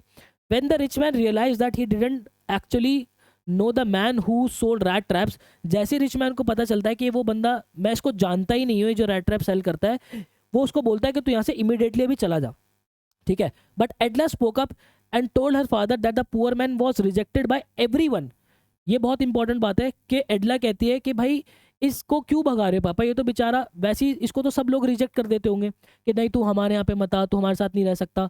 ये तो हर किसी से रिजेक्ट होता आता होगा. And had nowhere else to go. और इसके पास कोई जगह भी नहीं होगी जाने के लिए. She thought she should be allowed to spend a peaceful day with them since they have invited him for a Christmas. उसको वो ये कह के मनाती है अपने पापा को कि पापा आप इसको लेकर आयो, आपने इसको वादा किया है कि एक क्रिसमस का अच्छा बढ़िया दिन जो है तो हमारे साथ बिताएगा, तो वो वादा हमें निभाना चाहिए. ठीक है, Edla felt it wouldn't be right to send him away after promising him Christmas joy. ठीक है, ये कहती है कि भाई ये अच्छा नहीं होगा कि हम वादा करने के बाद जो है कि क्रिसमस का हमने वादा कर दिया और हम इसको घर से बाहर भेज रहे हैं. तो ये कहकर जो है अपने पिता को एडला जो है वो मनाती है. Next question. कहता है Edla's caring and kind action made a difference in the life of the man who sold rat traps. ठीक है, एडला का जो केयरिंग और काइंड नेचर था उसकी वजह से जो है पेडलर की लाइफ के अंदर चेंज आया। Do you believe that being kind to someone can make them see the world in a better way? क्या तुम्हें लगता है कि अगर तुम किसी के साथ काइंड रहोगे, बहुत ही लव कंपैशन के साथ बर्ताव करोगे, तो उसका जो नज़रिया है वर्ल्ड को देखने का वो चेंज हो सकता है, वो एक बेटर हो सकता है। ठीक है, तो यहाँ पे वही सारी चीज़ें हमें लिखनी है और हाँ के अंदर ही आंसर देना है, क्योंकि सपोर्ट देने के लिए हमारे पास चैप्टर का पूरी सारी चीज़ें होती है। ऐसी चीज़ों के अंदर ना नो आंसर मत करना, क्योंकि चैप्टर के अंदर क्या है, सारी चीज़ें हाँ हाँ हाँ में हुई है, तो सपोर्ट करने के लिए बहुत सी बातें होंगी आपके लिए। ठीक है, तो लिखो, the writers talks about a small time peddler and theft get a chance to change its life because of Edla Williamson kindness, sympathy, love and considerate behaviour. ठीक है, देखो विलियमसन के काइंडनेस, सिंपैथी, लव और इस considerate behaviour की वजह से जो है, जो स्मॉल टाइम पेडलर था, ठीक है, और वो जो चोर था उसको चेंज होने का मौका मिला। ठीक है, the peddler at first sees Edla's invitation to her home as willingly walking into a dangerous situation. देखो पहले क्या लगता है कि पेडलर को लगता है कि ये जो एडला मुझे अपने घर बुला रही है, इसके पिता ने जो मुझे घर बुलाया है, ये ऐसा ना हो कि मैं वहाँ जाऊँ और मुझे जो है वो पुलिस पकड़ के ले जाए वहाँ पे। ठीक है, when the peddler arrive the iron master house एडला bring him for Christmas. ठीक है, ब्रिंग्स हिम फॉर क्रिसमस, तो पेडला जो है उसको क्रिसमस के लिए लेकर आते हैं अपने घर पे। ठीक है, जो पेडलर को, ठीक है, thinking he was an old acquaintance of our father from the military. देखो होता क्या, मैं बताता हूँ एक्चुअल में, जब आयरन मास्टर उसको कहता है ना कि तू मेरे साथ चल, तू मेरे साथ चल, तो वो मना कर देता है कि नहीं मैं नहीं जाऊँगा। तो थकार के जो है आयरन मास्टर अपने घर चला जाता है। घर जाने के बाद वो अपनी बेटी एडला विलियमसन को भेजता है कि आप जाओ, तू उसको मना कर लेकर आ, क्योंकि उसको लगता है कि उसकी बेटी के अंदर जो है वो मनाने की पावर बहुत अच्छी है, वो अच्छे से मना लेती है। देखो चैप्टर के अंदर उसने अपने पिता को भी मनाया, ठीक है, और चैप्टर के अंदर वो जो है इस आयरन मास्टर को भी मना के लाती है। ठीक है, उस आयरन मिल के बाहर जो है वो अपना तांगा लेकर आती है, घोड़े के अंदर जैसे पीछे होता नहीं, राजा महाराजा पहले चलते थे, वैसा वो लेकर आती है उसको, फिर वो मना के वहां से लेकर जाती है। ठीक है, as the peddler is groomed and dressed up, the iron master realises his mistakes and threatens to call the sheriff. देखो यहाँ पे वो कहता है कि जैसे ही वो ग्रूम होता है, वो रेड ट्रैप सेलर जो पेडलर है, वो जैसे ही ग्रूम होता है, तो उसके पिता को लगता है कि भाई ये वो बंदा है नहीं, तो उसको बोलता है कि मैं अभी जो है, उसको थ्रेट करता है कि मैं अभी पुलिस को बुला रहा हूँ। ठीक है, शेरिफ मतलब पुलिस को बुला रहा हूँ। However, Adler steps in and pleaded the peddlers for saying he hardly finds any welcoming home.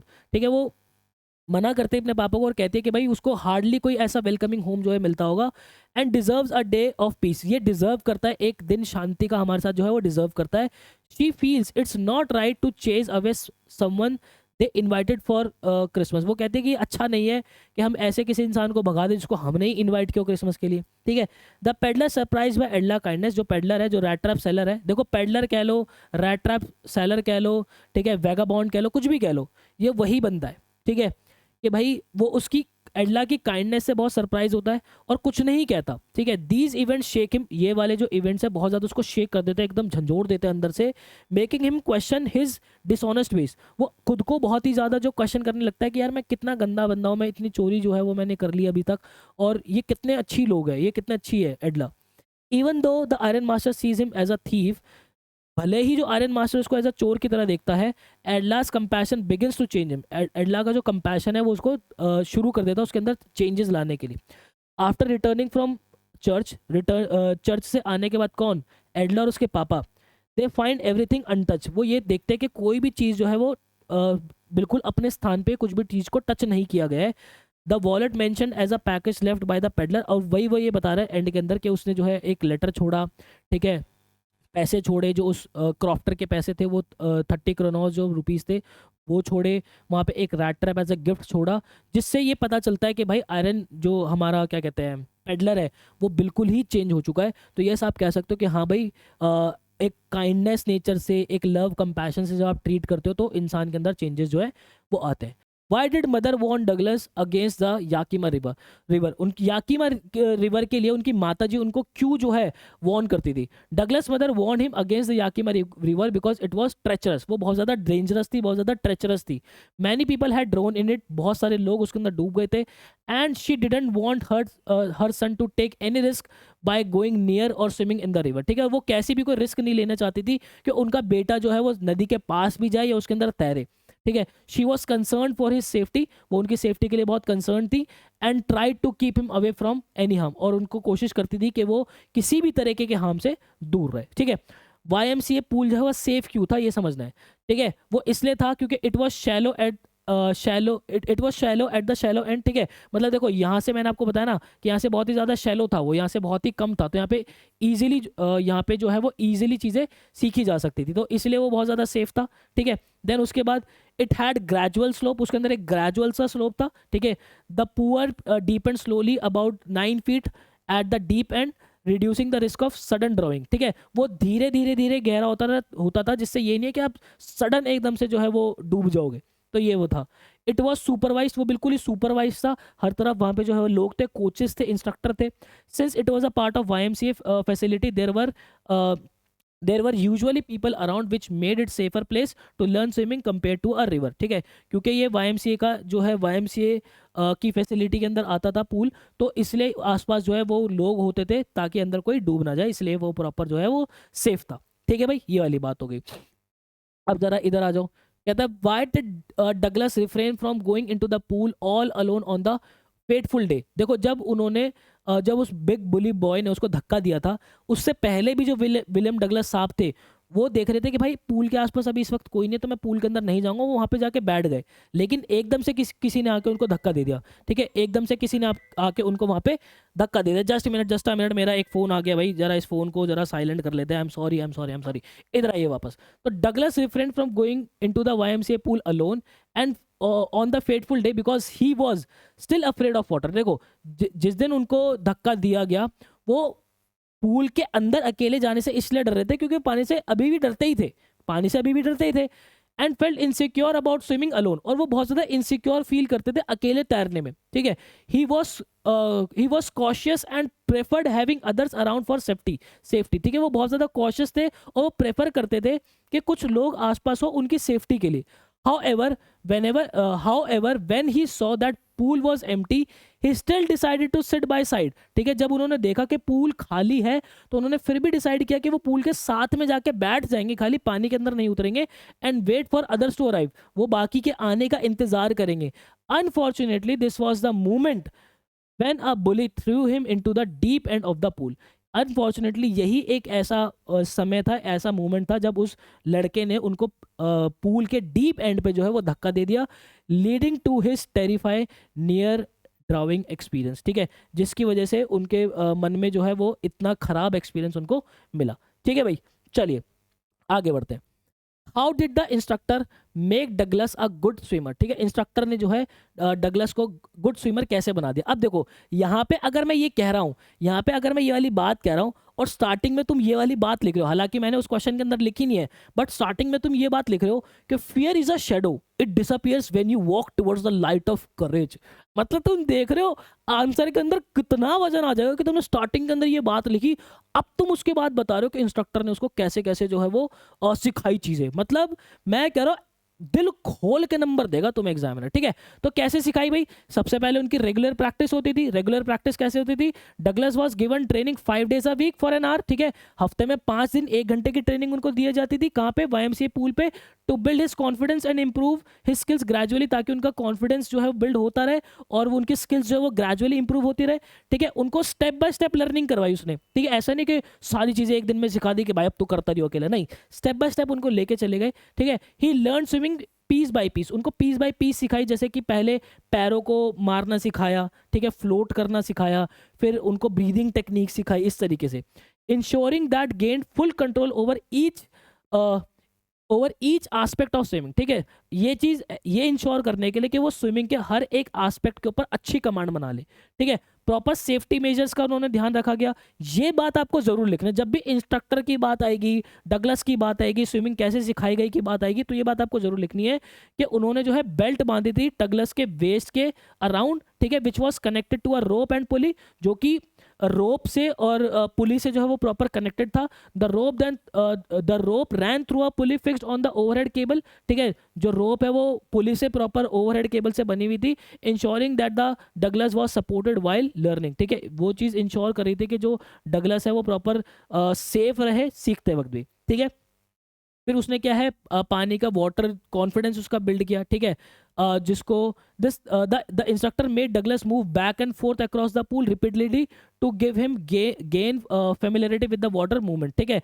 तो जो इंस्ट्रक्टर था वो पूल के अंदर डगलस को कभी उधर भेजता था, आगे भेजता था, कभी वापस बैक बुलाता था, फिर वहाँ भेजता था, फिर वापस बुलाता था, ताकि उनका जो पानी की मूवमेंट से जो है वो फ्रेंडली होता रहे, उनका डर जो है वो खत्म होता रहे। उनको जो है ब्रीदिंग टेक्निक सिखाई, मैंने आप लोगों को बताई है कि कैसे पानी के अंदर जो है वो सांस छोड़ा जाता है, कैसे जो है पानी के बाहर आके सांस को जो है इनहेल किया जाता है, ये सारी चीज़ें उनको सिखाई ताकि वो जो है काम रहे पानी के अंदर, ठीक है, और एक रिदम मेंटेन कर सके स्विमिंग के लिए, ठीक है। उनको काफ़ी सारे स्ट्रोक सिखाए, ठीक है। The instructor train him all swimming strokes ensuring that he master each one properly, ठीक है। उन्होंने जो है सारे स्ट्रोक सिखाए, सारे स्विमिंग के स्ट्रोक सिखाए, ये इंश्योर किया कि वो सारे स्ट्रोक्स को बहुत बढ़िया से सीखे, बिकमिंग अ परफेक्ट स्विमर। इस तरीके से उनको जो है एक स्किलफुल कॉन्फिडेंट स्विमर जो है इंस्ट्रक्टर ने बना दे। तो ये जो है इस तरीके से पॉइंटर्स के अंदर भी आप चीज़ों को इस तरीके से आंसर्स को भी रिप्रेजेंट कर सकते हो। और जो कोट मैंने आपको बताया, देख रहे हो कितना, हालांकि यहाँ पे वो कोट लिखा नहीं है, और अगर स्टार्टिंग के अंदर वो कोट लिखा तो कितना वजन आता बात के अंदर। मतलब वो कोट ही ऐसा है ना कि पूरे चैप्टर को समेट रखा उस कोट के अंदर। तो ये वाली चीज होगी।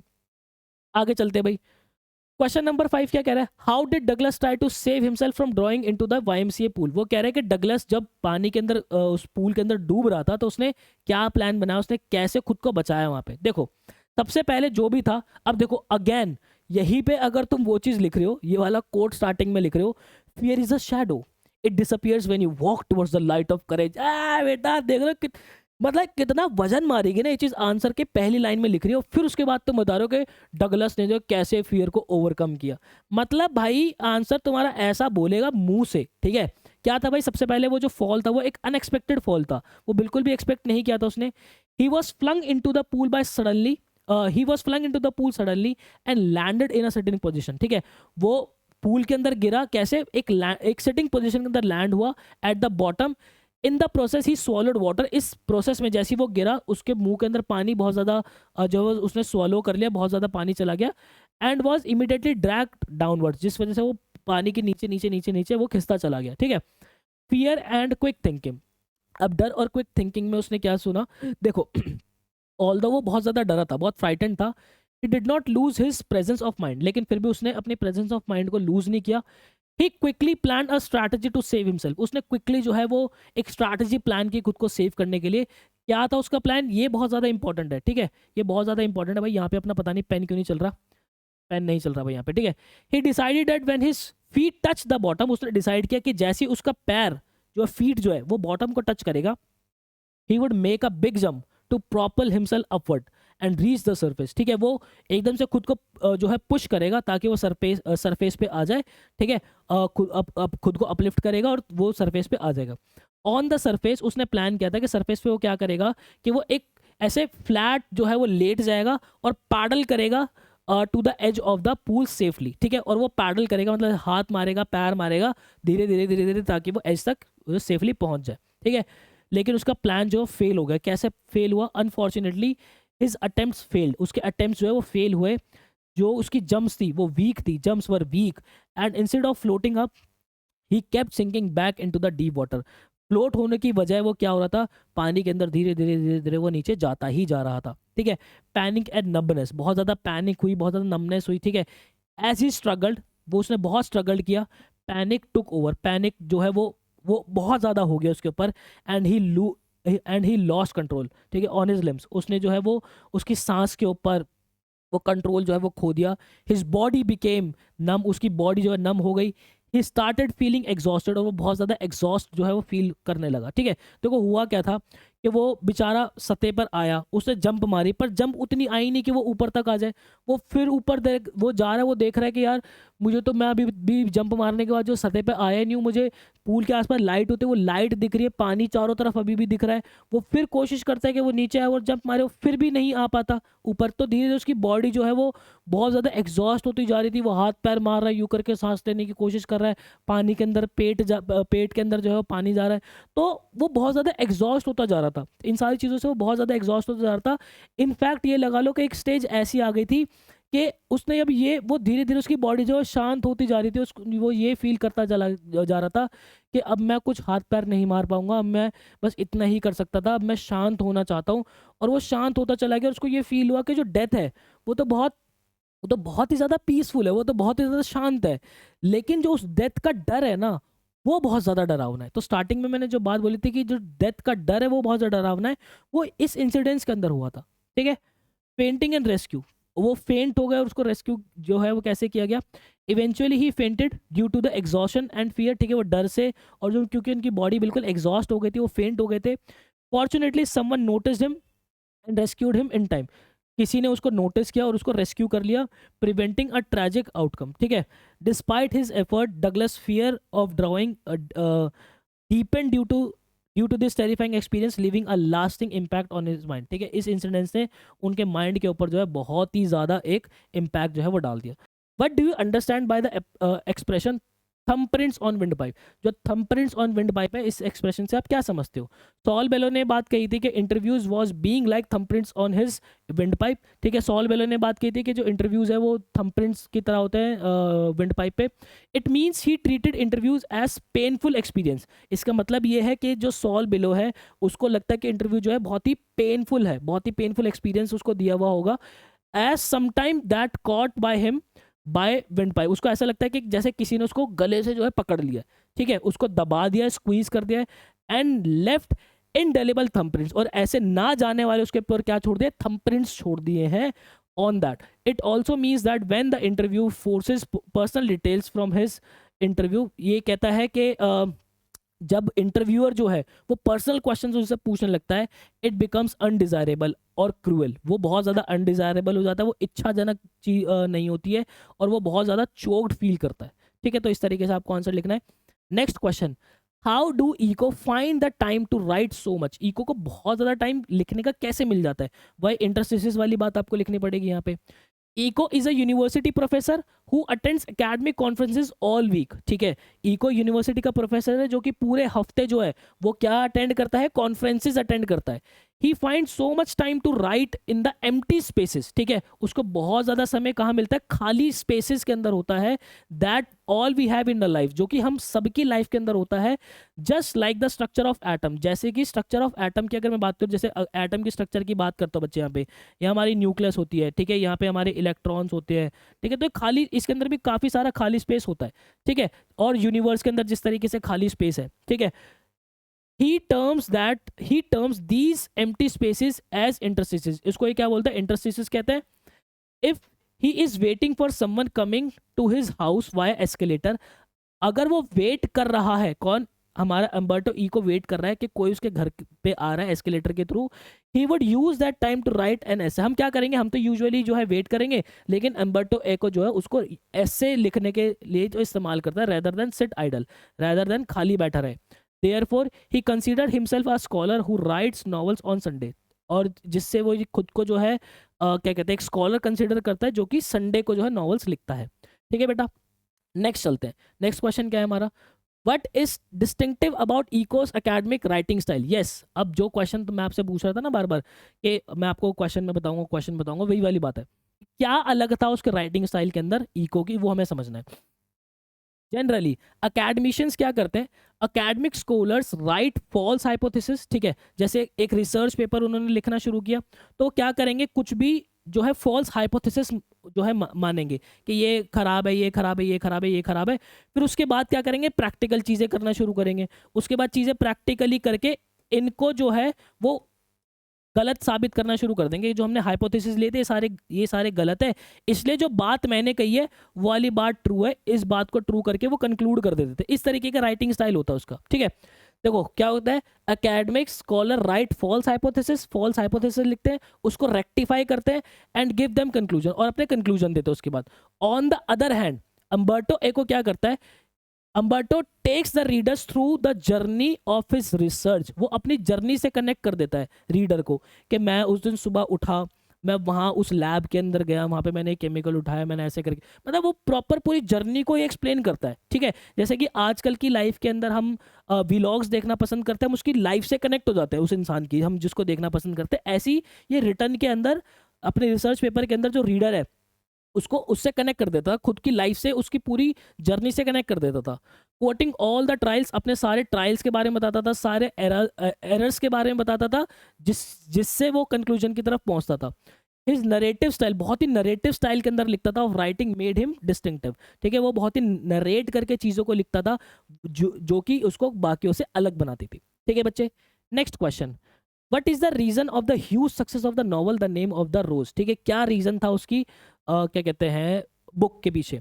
ठीक है, ये एक बहुत ही ज्यादा हार्ड रीड थी, मतलब कि उसके अंदर काफी ज्यादा, मतलब अब यार फिजिक्स की चीज़ है तो हमें एकदम से समझ में नहीं आती, हमें किसी की हेल्प लगती, तो वो बड़ी हार्ड रीड थी, differentiating it from other novel, जो कि उसको अदर नॉवल से अलग बनाती थी। It is detective narrative that contains metaphysics. ठीक है, वो बहुत ही ज़्यादा, उसके अंदर क्या क्या टॉपिक्स थे मैंने आपको बताया भी, उसके अंदर मेटाफिजिक्स था, उसके अंदर थियोलॉजी था, और उसके अंदर मेडिवल हिस्ट्री थी। दस, it targeted the audience that is not interested in easy reading experience. देखो वो ये खुद बोलता है कि इसने टारगेट किया, इस बुक ने टारगेट किया ऐसी ऑडियंस को जो कि इजी रीडिंग को पसंद नहीं करते, उनको चाहिए होता है कि कुछ ना कुछ तो अच्छा हो पढ़ने के लिए। ठीक है, probably not all the time. ठीक है, एटलीस्ट वो पूरे दिन तो ये ना करे कि भाई मुझे इजी इजी पढ़ना है। कुछ लोग ऐसे होते हैं कि यार ठीक है लाइफ इजी चल रही है, बट कभी ना कभी तो वो चाहते हैं कि कुछ अच्छा पढ़ने को हमें मिले, तो ऐसी ऑडियंस को उसने टारगेट किया। However, the success of the novel still remains a mystery. उस नॉवल की जो सक्सेस है वो अभी भी एक जो है मिस्ट्री ही बनी हुई है। अकॉर्डिंग टू अम्बर्टो के according, had the novel been written 10 years earlier और लेटर, अगर वो जो नॉवल है वो 10 साल पहले या 10 साल बाद लिखी गई होती, it would have not attracted the same proportion of audience. वो जो है इस प्रपोर्शन में ऑडियंस को टारगेट नहीं कर पाती, क्योंकि उसको लगता है कि ये जो है करेक्ट टाइम पे मैंने बुक जो है वो लॉन्च की है। ठीक है बेटा, नेक्स्ट चलते हैं। अब बात आती है वही सिमियोटिक्स हमारा क्या होता है, और ये how Eco known in connection with semiotics. Eco semiotics कैसे जानता है? Semiotics is the study of sign. ठीक है, Eco is a professor of semiotics at the Bologna university. ठीक है, इस यूनिवर्सिटी के अंदर वो इटली के अंदर जो थे कहते हैं प्रोफेसर थे, and rights academic books on this subject, जो कि अकेडमिक बुक भी लिखते थे इस सब्जेक्ट के ऊपर। ठीक है, अब भाई how does Mukund comment on Eco's academic writing style, what does Eco say about it. Mukund जो है उसके राइटिंग स्टाइल के बारे में क्या कहता है और इकोस के बारे में क्या कहता है। ठीक है, मुकुंद कहता है कि Eco writing style is different from usual style, बाकियों से अलग था। Normally scholarly writing is formal and can be dull. ठीक है, जो फॉर्मल बाकी जो हमारे स्कॉलर लोग लिखते हैं बहुत ही ज़्यादा फॉर्मल लिखते हैं, बहुत ज़्यादा डल लिखते हैं, but Eco writing style is more personal and fun. लेकिन इको का जो राइटिंग स्टाइल है वो बहुत ही ज़्यादा पर्सनल होता है, वो बहुत ही ज़्यादा फन होता है। It didn't choose to write this way on purpose. He once got feedback on his first big research paper. ठीक है, उसको एक बार जो है उसके बड़े रिसर्च पेपर पे उसको जो है वो फीडबैक भी मिला था। The professor said most scholars learn about the topic, make mistakes and finally fix them. And वही वाली बात है कि भाई प्रोफेसर ने उसको ये बात बताई थी कि सारे जो अधिकतर स्कॉलर्स होते हैं वो क्या करते हैं, सबसे पहले एक टॉपिक ले लिया, ठीक है, टॉपिक का नाम लिख दिया, उसके नीचे उन्होंने हाइपोथेसिस लिखी, ठीक है, उसके अंदर फिर वो मिस्टेक्स करते हैं, उसको फिक्स करते हैं और फाइनली कंक्लूजन ड्रॉ करते हैं। लेकिन इको का स्टाइल क्या था? इको का स्टाइल ये था, but Eco did something different. He told the story of his research. वो अपनी रिसर्च के अंदर अपनी पूरी स्टोरी बताता है, इंक्लूडिंग द मिस्टेक्स, सारी मिस्टेक्स वो करता है वो भी बताता है। When he was just 22 years old, Eco realise that scholarly books should be like stories. जब वो 22 साल का था इको, तो उसको लगता है कि जो हमारी स्कॉलरली बुक्स होती है वो भी एक तरीके की स्टोरी की तरह होनी चाहिए ताकि लोगों को इंटरेस्ट उसके अंदर आए। ठीक है, that's why his essays have a story telling aspect. इसी वजह से, इसी कारण की वजह से उसके जो एसेज होते हैं उसके अंदर भी एक स्टोरी टेलिंग का एस्पेक्ट है। And because he like the story telling so much, he also wrote novels. और क्योंकि उससे स्टोरी टेलिंग बहुत पसंद है, इसलिए उसको नॉवेल्स भी जो है वो बहुत ही ज़्यादा पसंद है। Jansie is just as old Sophie. जो जेंसी और सोफी है वो दोनों सेम एज के हैं, but she is very different from her. लेकिन जो जेंसी है वो सोफी से बहुत अलग है। Bring out the contrast between the two friends, citing relevant instances from the story going places. Going places हमें बताना है कि दोनों के बीच में क्या डिफरेंसेस हैं, किसके रेफरेंस के अंदर? गोइंग प्लेसेस चैप्टर के रेफरेंस के अंदर। ठीक है, सोफी एंड जेंसी वर क्लासमेट्स, दोनों क्लासमेट्स थी और दोनों दोस्त थे। They both came from families with not much money. दोनों ऐसे बैकग्राउंड से आते थे जिसके पास बहुत ज्यादा पैसा नहीं था, मतलब कि दोनों गरीब थे। बट आफ्टर दैट, उसके बाद दे वर क्वाइट डिफरेंट, लेकिन फिर भी वो बहुत ज्यादा अलग थे। क्यों? Sophie likes to day dream a lot, Sophie जो है वो दिन के सपने देखना जो है वो पसंद करती थी। While Jansie is practical, while Jansie जो थी वो बहुत प्रैक्टिकल थी। Sophie loves to imagine things and doesn't want to face reality, Sophie जो है वो अपनी इमेजिनेशन के अंदर खोया रहना चाहती थी और जो रियलिटी है उसको फेस नहीं करना चाहती थी। वो ऐसा क्यों करती थी? वो ऐसा इसलिए करती थी क्योंकि उसकी जो रियल लाइफ है वो उतनी अच्छी नहीं है, उसको खुशी नहीं मिलती। एटलीस्ट वो डे ड्रीम करके खुद को खुशी पहुंचा देती है। ठीक है, she dreams about having her own boutique shop, जो हमारी सोफी है वो क्या क्या ड्रीम करती है कि उसका खुद का एक बुटीक शॉप होगा, वो एक एक्ट्रेस बनेगी और एक फैशन डिजाइनर बनेगी। ठीक है, Jansie however is realistic, Jansie जो है बहुत ज्यादा प्रैक्टिकल है, रियलिस्टिक है। She knows they are not likely to achieve big things because they don't have much money, उसको ये पता था कि वो ज्यादा बड़ी चीजें अचीव नहीं कर पाएंगे। क्यों? क्योंकि उनके पास जो है ज्यादा पैसा और एक्सपीरियंस नहीं है। She tells Sophie to be sensible and not have unrealistic dream, वो जो है जेंसी सोफी को बोलती है कि भाई थोड़ा सा सेंसिबल बन जा और जो है ये अनरियलिस्टिक ड्रीम्स मत पाल। Sophie and Jansie act differently, जो सोफी और जेंसी है वो दोनों ही अलग अलग तरीके से एक्ट करते हैं। ठीक है, तो ये वाली बात होगी। Next question, why did Sophie enjoy living in the world of dreams? ठीक है, जो सोफी है वो अपने सपनों की दुनिया में रहना क्यों पसंद करती थी? Describe some of her dreams, उसका कुछ सपने भी बताने। ठीक है, Sophie loves to day dreams, Sophie जो है पसंद करती थी दिन के सपने देखना, like many other girls of her age, जैसे कि उसकी एज की बाकी लड़कियां भी करती है। It helps her to escape from her ordinary life, जो उसकी साधारण सी जिंदगी है उससे उससे भाग निकलने में, उससे बचने में बड़ी हेल्प करता है उसको। In her dreams she imagines a perfect life with all the things she wants, अपने सपनों के अंदर वो सारी चीजें देखती है जो कि उसको लाइफ के अंदर चाहिए। एंड पीपल शी एडमायर्स, और वो सारे लोग उसके पास है जिसको वो बहुत ज्यादा प्रशंसा करती है, जिसको बहुत ज्यादा एडमायर करती है। She dreams of having her own boutique shop, वो ये सपना देखते हैं कि उसका खुद का बुटीक शॉप है। वो एक एक्ट्रेस है और क्या है, एक फैशन डिजाइनर भी बनी है।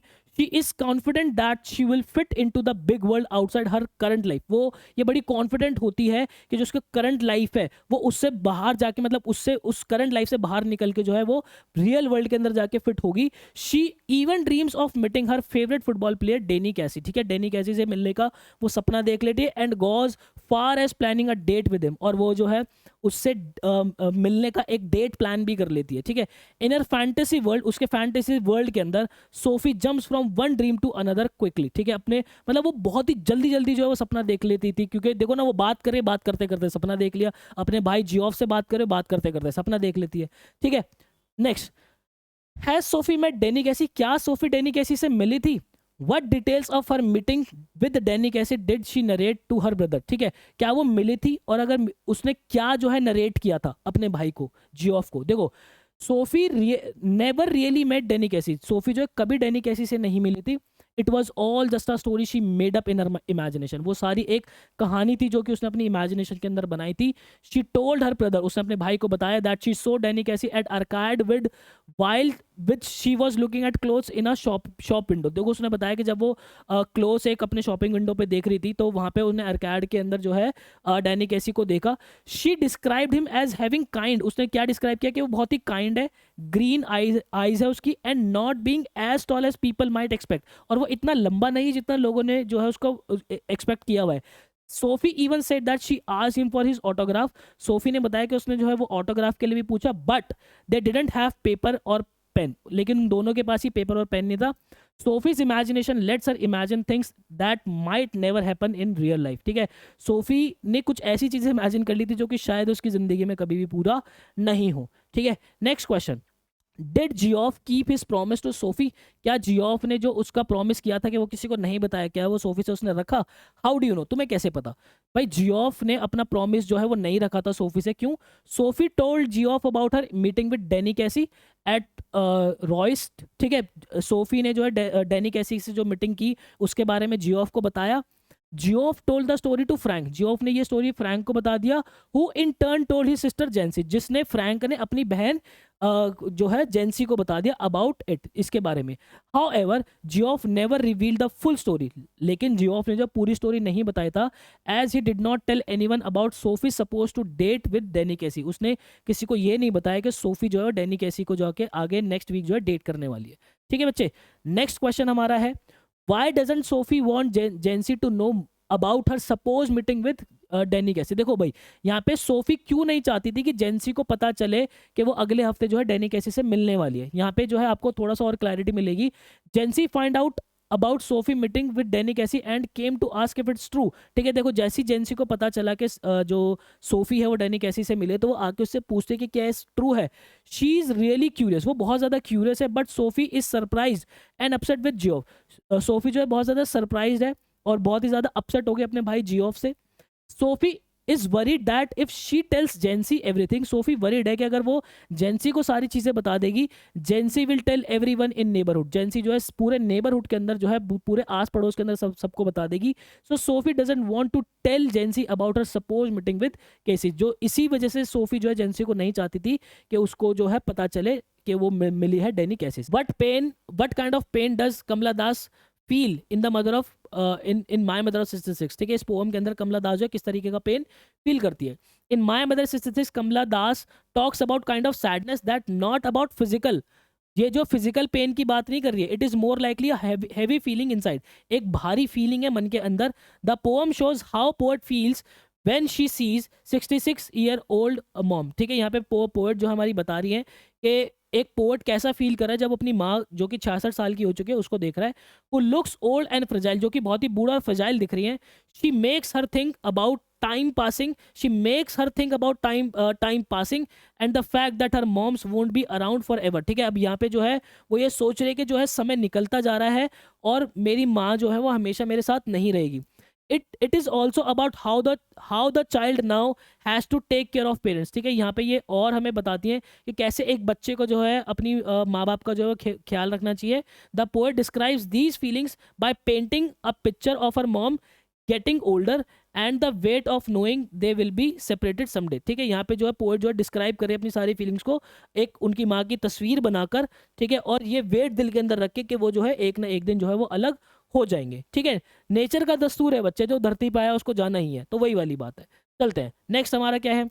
Having looked at her mother, having looked at her mother, mother 2 बार मदर लिख दिया। Why does Kamala Das look at young children. ठीक है, देखो जब वो अपनी माता जी की तरफ देखती हैं तो वो एकदम से जो है यहाँ पे 2 बार मदर नहीं होना चाहिए। ठीक है, वो कमला दास जी जो है यंग चिल्ड्रन को क्यों देखती है, ताकि उनका वहां से दिमाग हटे और वो जो है यंग लाइफ को देख पाए। देखो Kamala Das looked at young children after gazing at her ageing mother. ठीक है, उनको देखने के बाद, अपनी माता को देखने के बाद कमला दास जी जो है यंग चिल्ड्रन को देखती है। It is like she is taking a movement to think about life circle, वो एक मूवमेंट पे जो है लाइफ के उस सर्कल को, उस गोले को जो है वो फील करना चाहती है कि यार बचपन में हम बचपन से बड़े होते हैं फिर एकदम से वापस हम अपने घुटनों पे आना शुरू कर देते हैं, तो उस साइकिल को फील करना चाहती है। बाय वॉचिंग द किड्स, बच्चों को देखकर she might be considering the contrast between the start of life and it's eventual and. यहाँ पे जो है वो उन दोनों के बीच में कंट्रास्ट देखती है कि लाइफ जब शुरू होती है तो कैसी होती है और जब एंड होती है तो कैसी होती है। ठीक है, it is a way of her to reflect on how time passes. यहाँ पे जो है उसका एक तरीका है कि टाइम कैसे पास होता है, कितनी जल्दी टाइम जो है पास होता है, and how life goes through different stages. ठीक है, और लाइफ जो है डिफरेंट स्टेजेस से कैसे निकलती है, from being a child to growing old, बचपन से लेके जब हम बड़े होते हैं उस तक का। This shift left her explore deeper ideas about life. जो ये जो शिफ्ट है, मतलब बाहर से अंदर की तरफ का जब वो देखती है, इन दोनों के बीच में देखती है, तो यहाँ पे उसको जो है बहुत डीपर आइडिया मिलता है लाइफ का। ठीक है, मोरालिटी, ठीक है, and how generations all are connected, and कैसे जो जनरेशंस हैं वो सारी जो है वो कनेक्टेड है। ठीक है बच्चे, ये हमारा प्रॉपर आंसर हो गया। Next, why does Kamala Das compare her mother to pale winter moon. ठीक है, कमला दास जो है वो एक मुरझाए हुए सर्दी वाले चांद से जो है वो कमला दास जी अपनी मदर को क्यों कंपेयर करती है। Kamala Das compares her mother to a pale winter moon in her poem because she wants to show that her mom looks a bit weak. अब वो ये दिखाना चाहते हैं कि उनकी माता जी जो है वो थोड़ी सी कमज़ोर हो चुकी है, and not lively as before. अब पहले की तरह नहीं, जैसी पहले यंग थी अब वैसी नहीं है। It is like saying her mom is not as bright and energetic. अब वो ये बताना चाहते हैं कि उनकी माता जी जो है अब वो पहले की तरह ऐसी चमकदार और एनर्जेटिक नहीं है। By using this comparison, the poet is trying to express how her mom's beauty is not as strong as it used to be. अब वो ये बताना चाहते हैं कि उनकी जो माता जी की ब्यूटी है, खूबसूरती है, वो पहले की तरह नहीं रह गई है। ठीक है, it helps to paint a picture of her mom becoming delicate and less vibrant as she gets older, जो कि हमें हेल्प करता है उनकी माता जी के बारे में एक इमेज हमारे दिमाग के अंदर लाने में कि उनकी माता जी जो है वक्त के साथ अब बूढ़ी जो है हो गई है, उनके अंदर उतनी वो थोड़ी सी जो है जैसे जैसे वो बढ़ती जा रही है वो लेस वाइब्रेंट होती जा रही है. The comparison is a way of quietly talking about the changes that comes with ageing. यहाँ पे कंपैरिजन हमें ये दिखाता है कि वो सारे चेंजेस के बारे में हमें बता रहा है जो कि वक्त के साथ चेंजेस आते हैं. ठीक है बच्चे. Next, smile smile and smile signifies. ये जो 3 स्माइल हमने की हैं ये क्या सिग्निफाई करते हैं? ये सिग्निफाई करते हैं बेटा, क्या कहते हैं, the repetition of the word means couple of things. ये बहुत सारी जो कुछ चीजें कहता है, जैसे कि it shows that even though her mom is getting older and faces challenges she tries to stay positive and smiling. ठीक है, यहाँ पे ये बताती है कि भले ही कमला दास को ये बात पता है कि मेरी माता जी बूढ़ी होती जा रही है और जल्दी मेरे साथ नहीं रहेंगी, लेकिन फिर भी जो है वो बहुत ही ज़्यादा पॉजिटिव रहना चाहती है. तो पहला जो स्माइल है वो पॉजिटिविटी दिखा रहा है. ठीक है, the repetition of the smile also shows how the poet is dealing with sad feelings about her mom getting old. यहाँ पे जो है दूसरा स्माइल हमें ये दिखा रहा है कि वो कितना पॉजिटिवली जो है वो डील कर रही है, वो किस बहादुरी से जो है डील कर रही है इस फीलिंग के साथ, इस इमोशन को कितना बहादुरी से दबा रही है अपने मन के अंदर कि उनकी माता जी जो है वो ओल्ड होती जा रही है और क्या है वो जल्दी उनके साथ नहीं रहेंगी. ठीक है, मतलब कि वो छोड़ के चली जाएंगे संसार को. It is like finding comfort in those moments when her mom smiles. ठीक है, अब ये क्या कहते हैं, ये दिखा रहा है कि ये उस मोमेंट के अंदर जो है वो कैसे वो जब उनकी माँ हंसती है तो वो भी हंसती है. ठीक है, even though there is an understanding that aging can be tough. यहाँ पे एक अंडरस्टैंडिंग, एक सेकंड में फिर से पढ़ता हूँ. It is like finding comfort in those moments when her mom smiles even though there is an understanding that aging can be tough. Yes, जो अंडरस्टैंड क्या कहते हैं एजिंग जो है वो टफ हो सकती है. It is a way of highlighting a mix of happy and sad emotions that comes with growing older. ठीक है, यहाँ पे जो एक तरीका है उनका, ये एक तरीका है उनका जो कि उनके मिक्स इमोशंस है, ये जो उनके मिक्स इमोशंस है उनको हाइड करने का, कि जो कि क्या कहते हैं वक्त के साथ जो फीलिंग्स आती है ना, क्या कहते हैं ये अपनी माँ को देख के जो इन्हें डर मन के अंदर लग रहा है उनको हाइड करने का एक तरीका है. ठीक है, तो ये 3 स्माइल जो ये सिग्निफाई कर रहे हैं बच्चे. What does Keat consider an endless fountain of immortal drink and why does he call it as immortal drink? ठीक है, किसको उन्होंने जो है endless fountain of immortal drink कहा है और उन्होंने इसको ऐसा क्यों कहा है? Keat consider nature's beauty. ठीक है, नेचर्स की जो ब्यूटी है उसको एंडलेस फाउंटेन कहा है. He call this drink immortal as the joy and happiness given by it never pass into nothingness. उन्होंने ऐसा इसको इसलिए कहा है कि जो खुशियाँ, जो जॉय हमें इससे मिलता है वो कभी भी ख़त्म नहीं होता. It only increases with the time. ये समय के साथ जो है बढ़ता ही रहता है. ठीक है, आगे देखो. According to Keats, what moves away the pain and suffering from human life? Human life कीट के अकॉर्डिंग ह्यूमन लाइफ से जो पेन है और जो सफरिंग है वो क्या चीज़ जो है वो हटाती है? In spite of all the suffering, सारी सफरिंग्स के बावजूद ब्यूटीफुल थिंग्स जो होती है help us to remove the cover of gloom और डार्कनेस फ्रॉम आवर लाइफ. ठीक है, जो हमारी ब्यूटीफुल थिंग्स होती हैं वो हमारी लाइफ से जो है वो सारा ग्लूम और जो डार्कनेस है वो निकालती है. The thing of beauty are the. अब देखो उन्होंने किस किस चीज़ को कहा है, ये बात ध्यान रखना. ये क्वेश्चन आता है कीट साहब ने थिंग ऑफ ब्यूटी किस किस को कहा है. पहला द सन, दूसरा द मून. ठीक है, उसके बाद ओल्ड एंड न्यू ट्रीज, चौथा डैफोडिल्स, पांचवा हमारा जो क्लियर रिल्स है ये हो गया. उसके बाद छठा मस्क रोजेस. ठीक है, ये है सारे. उसके बाद हमारे जो डेंस फॉरेस्ट है ये हमारा 7वां.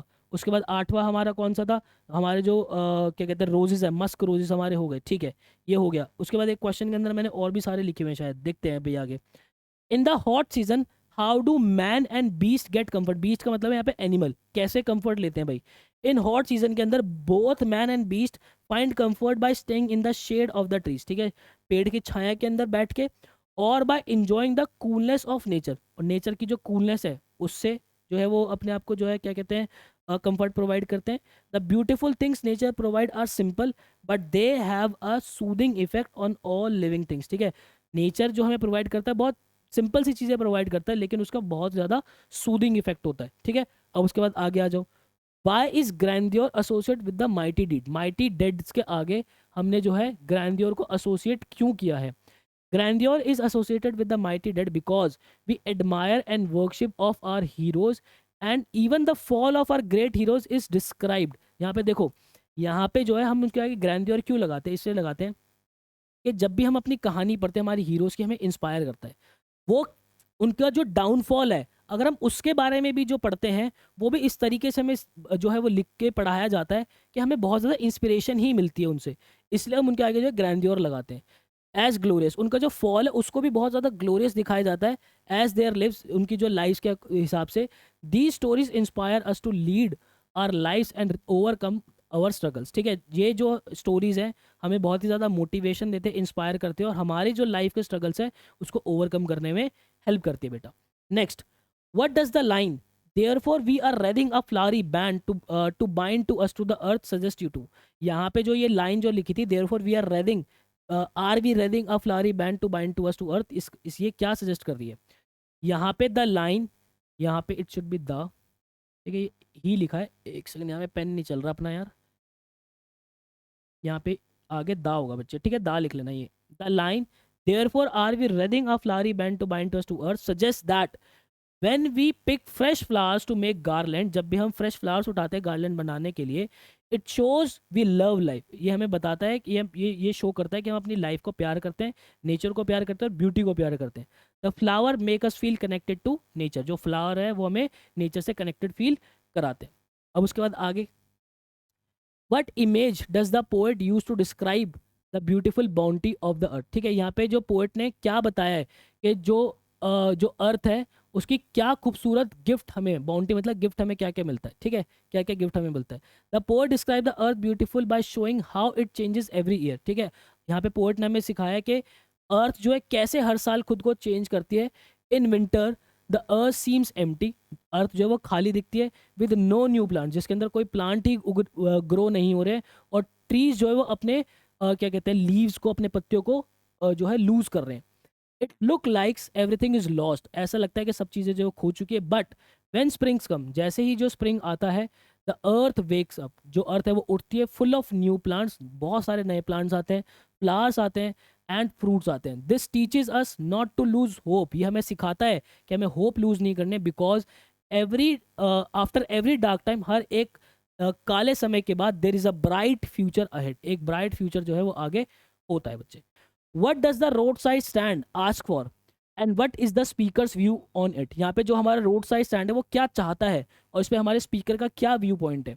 The road side stand ask for money, वो पैसा चाहता है, पर्टिकुलरली सिटी मनी, वो सिटी का पैसा चाहता है, टू सपोर्ट इस एग्जिस्टेंस, वो अपनी एग्जिस्टेंस को सपोर्ट करने के लिए। ठीक है, the speaker express a desire for financial help. ठीक है, जो स्पीकर है वो इच्छा जताते हैं उनकी फाइनेंशियल हेल्प के लिए, to preserve their way of life, ताकि जिस तरीके से वो रहते हैं वो उसी लाइफस्टाइल को प्रिजर्व कर सके, बचा सके।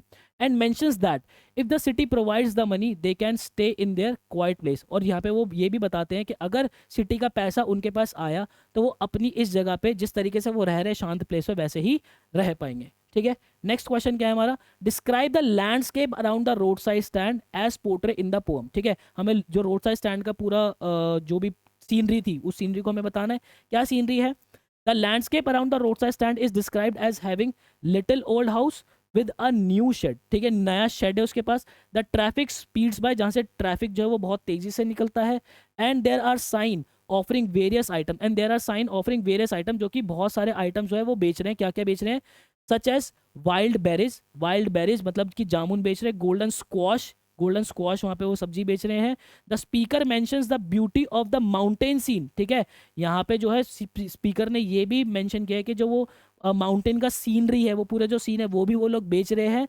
Notes the marred appearance due to the artless paint. ठीक है, और यहाँ पे जो वो जो सीनरी खराब की गई है आर्टलेस पेंट की वजह से और उन साइन की वजह से जिसके ऊपर नॉर्थ और साउथ डायरेक्शन जो है वो गलत डले हुए हैं। ठीक है, with wrong north and south direction. Sorted, चलते हैं नेक्स्ट हमारा क्या है?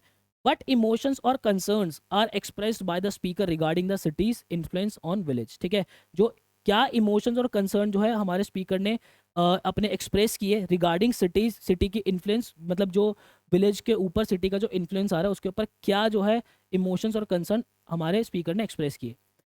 The speaker expresses concern about the city taking away there land for money. यहाँ पे उन्होंने कंसर्न दिखाया है कि जो सिटी है वो उनसे लैंड जो है उनका ले रही है। They fear the impact of urbanization on their peaceful village life, उनको डर है जो अर्बनाइजेशन का इम्पैक्ट पड़ेगा उससे उनकी जो पीसफुल लाइफ है वो छीन ली जाएगी। ठीक है बच्चे, चलते हैं नेक्स्ट हमारा क्या क्वेश्चन है? नेक्स्ट क्वेश्चन है हमारा, what is the poet's call to the polished traffic passing ahead, ठीक है, जो हमारे यहाँ पे जो पॉलिश ट्रैफिक हमारा निकल रहा था उससे हमारे पोएट ने क्या गुहार लगे, क्या उनको बोला, क्या वो चाहते थे उनको बोलना, वो ये कह रहे थे उनको उनसे वो पूछ रहे थे कि the poet is asking the people inside those vehicle to take a moment and think about the small stand on the road side, ठीक है, यहाँ पे जो है वो उनसे ये चाहते थे कि यार तुम यहाँ से निकल रहे हो, एक बार जरा यहाँ पे रुको, थोड़ा सा एक मोमेंट के लिए रुको, इन लोगों के बारे में सोचो जो यहाँ पे रोड साइड स्टैंड अपना लगा के खड़े हुए हैं, इन्होंने लगाया हुआ है।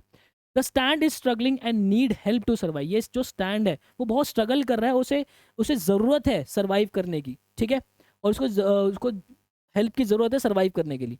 The poet wants the busy travellers to notice this and understand the importance of preserving the simple peaceful life represented by the stand, ठीक है, यहाँ पे जो है क्या कहते हैं, the poet want the busy traveller to notice, वहाँ पे उनको चाहते हैं कि वो उनको रुके, नोटिस करे, उनको समझे कि क्या इंपॉर्टेंस, क्यों इनकी इंपॉर्टेंस है, हमें इनकी सिंपल पीसफुल लाइफ जो रोड साइड स्टैंड वाले की उनको प्रिजर्व करने की, इनको बचाने की, एंड द रूरल सराउंडिंग्स, और जो इनके आसपास की जो सराउंडिंग्स है उसको बचाने की।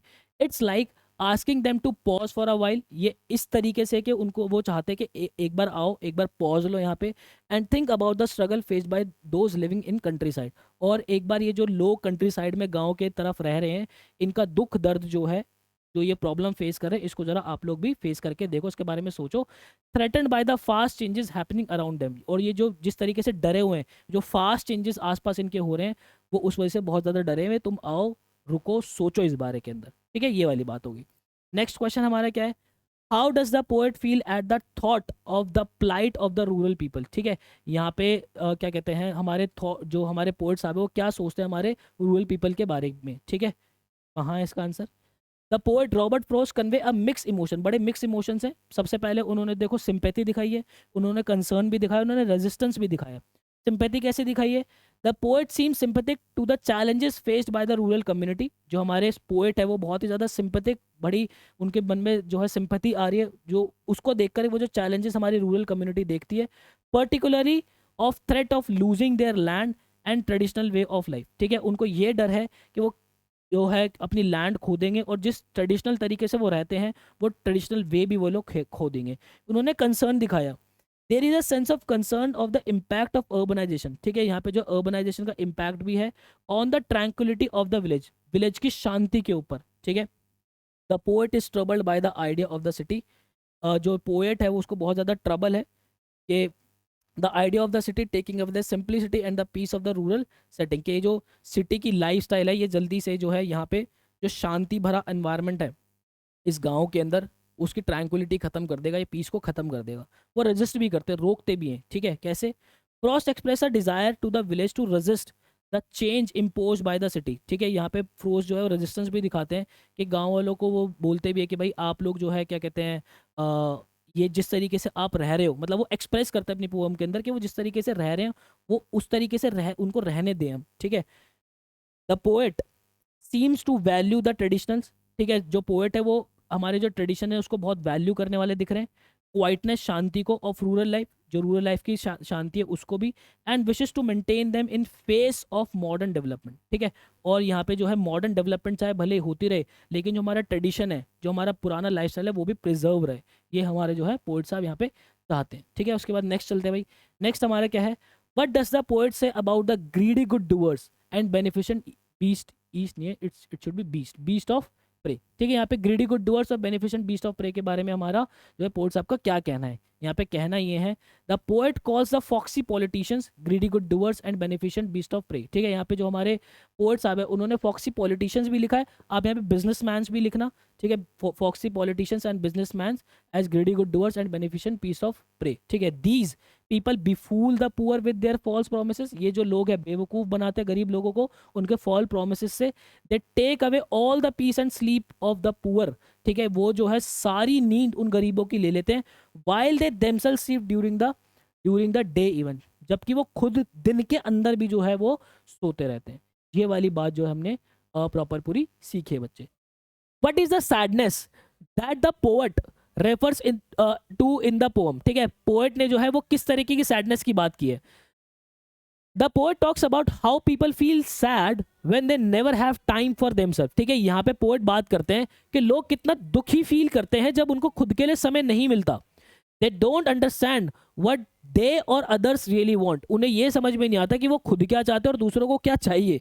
ठीक है, they are always busy and don't take time. वो हमेशा बिजी रहते हैं और बिल्कुल समय नहीं निकालते to think about their actions. अपने खुद के एक्शंस के बारे में वो समय निकालते और what will happen because of them. और उनके बिना जो है वो क्या होगा, उनके साथ जो है वो क्या क्या होगा, वो इस बारे में बिल्कुल समय जो है वो नहीं निकालते। ठीक है, ये वाली बात होगी। नेक्स्ट है हमारा क्या है, What are the different kind of wars mentioned in the poem? कितने तरीके की डिफरेंट टाइप्स ऑफ वॉर्स जो है वो पोम के अंदर डिस्कस की हुई है।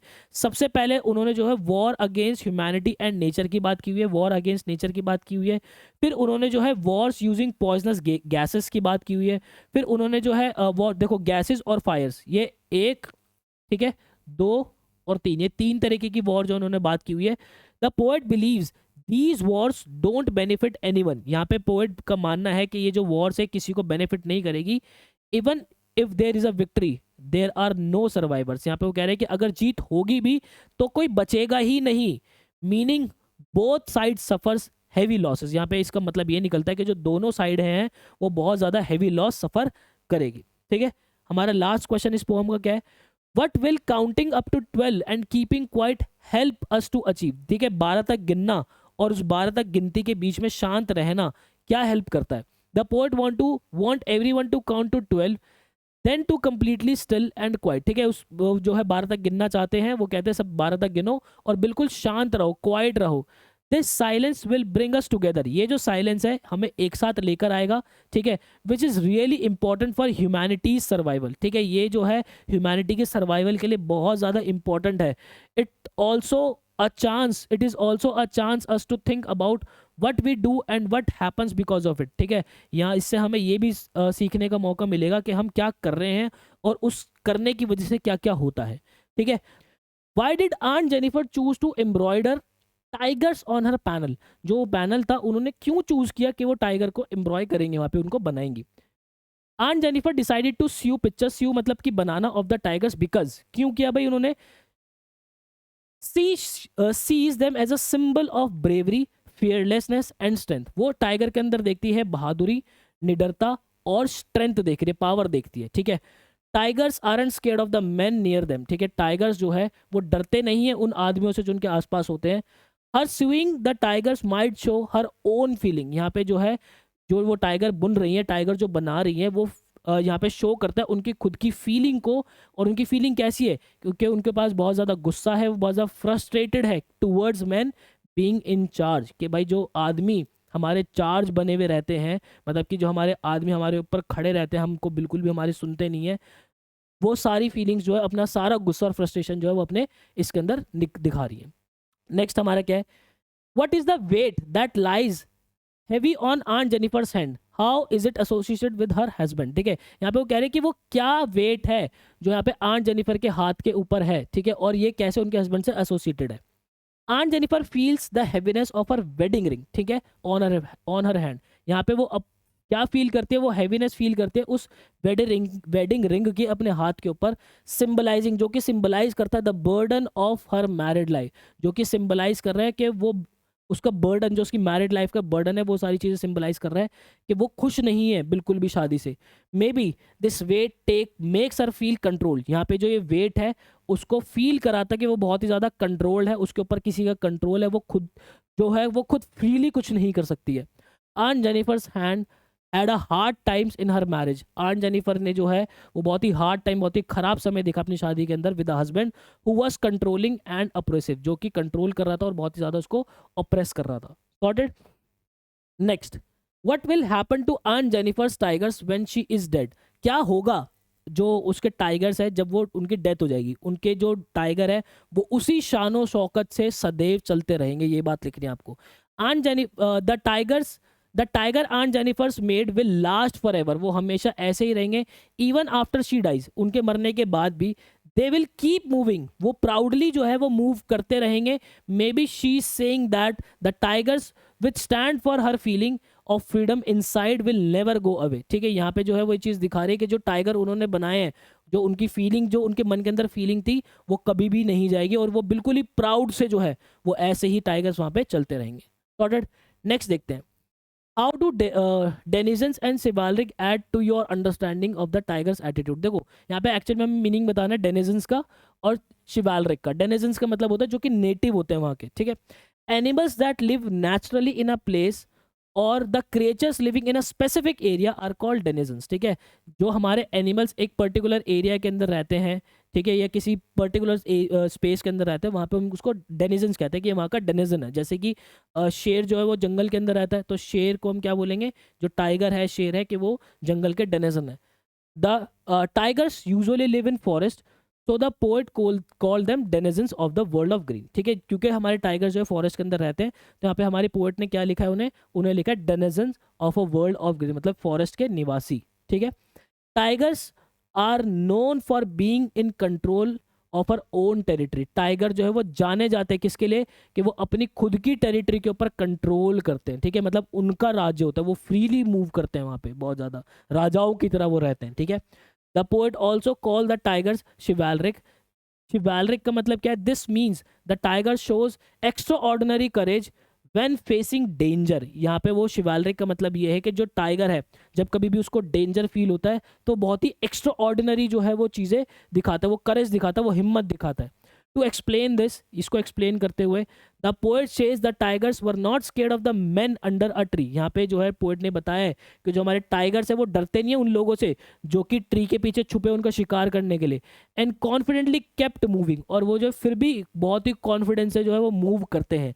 Since tigers are brave and noble animals, क्योंकि जो टाइगर्स है वो ब्रेव और नोबल एनिमल्स है, the poet uses the term chivalric. इसलिए हमारे पोएट ने जो है वो शिवालरिक टर्म जो है वो यूज किए बेटा।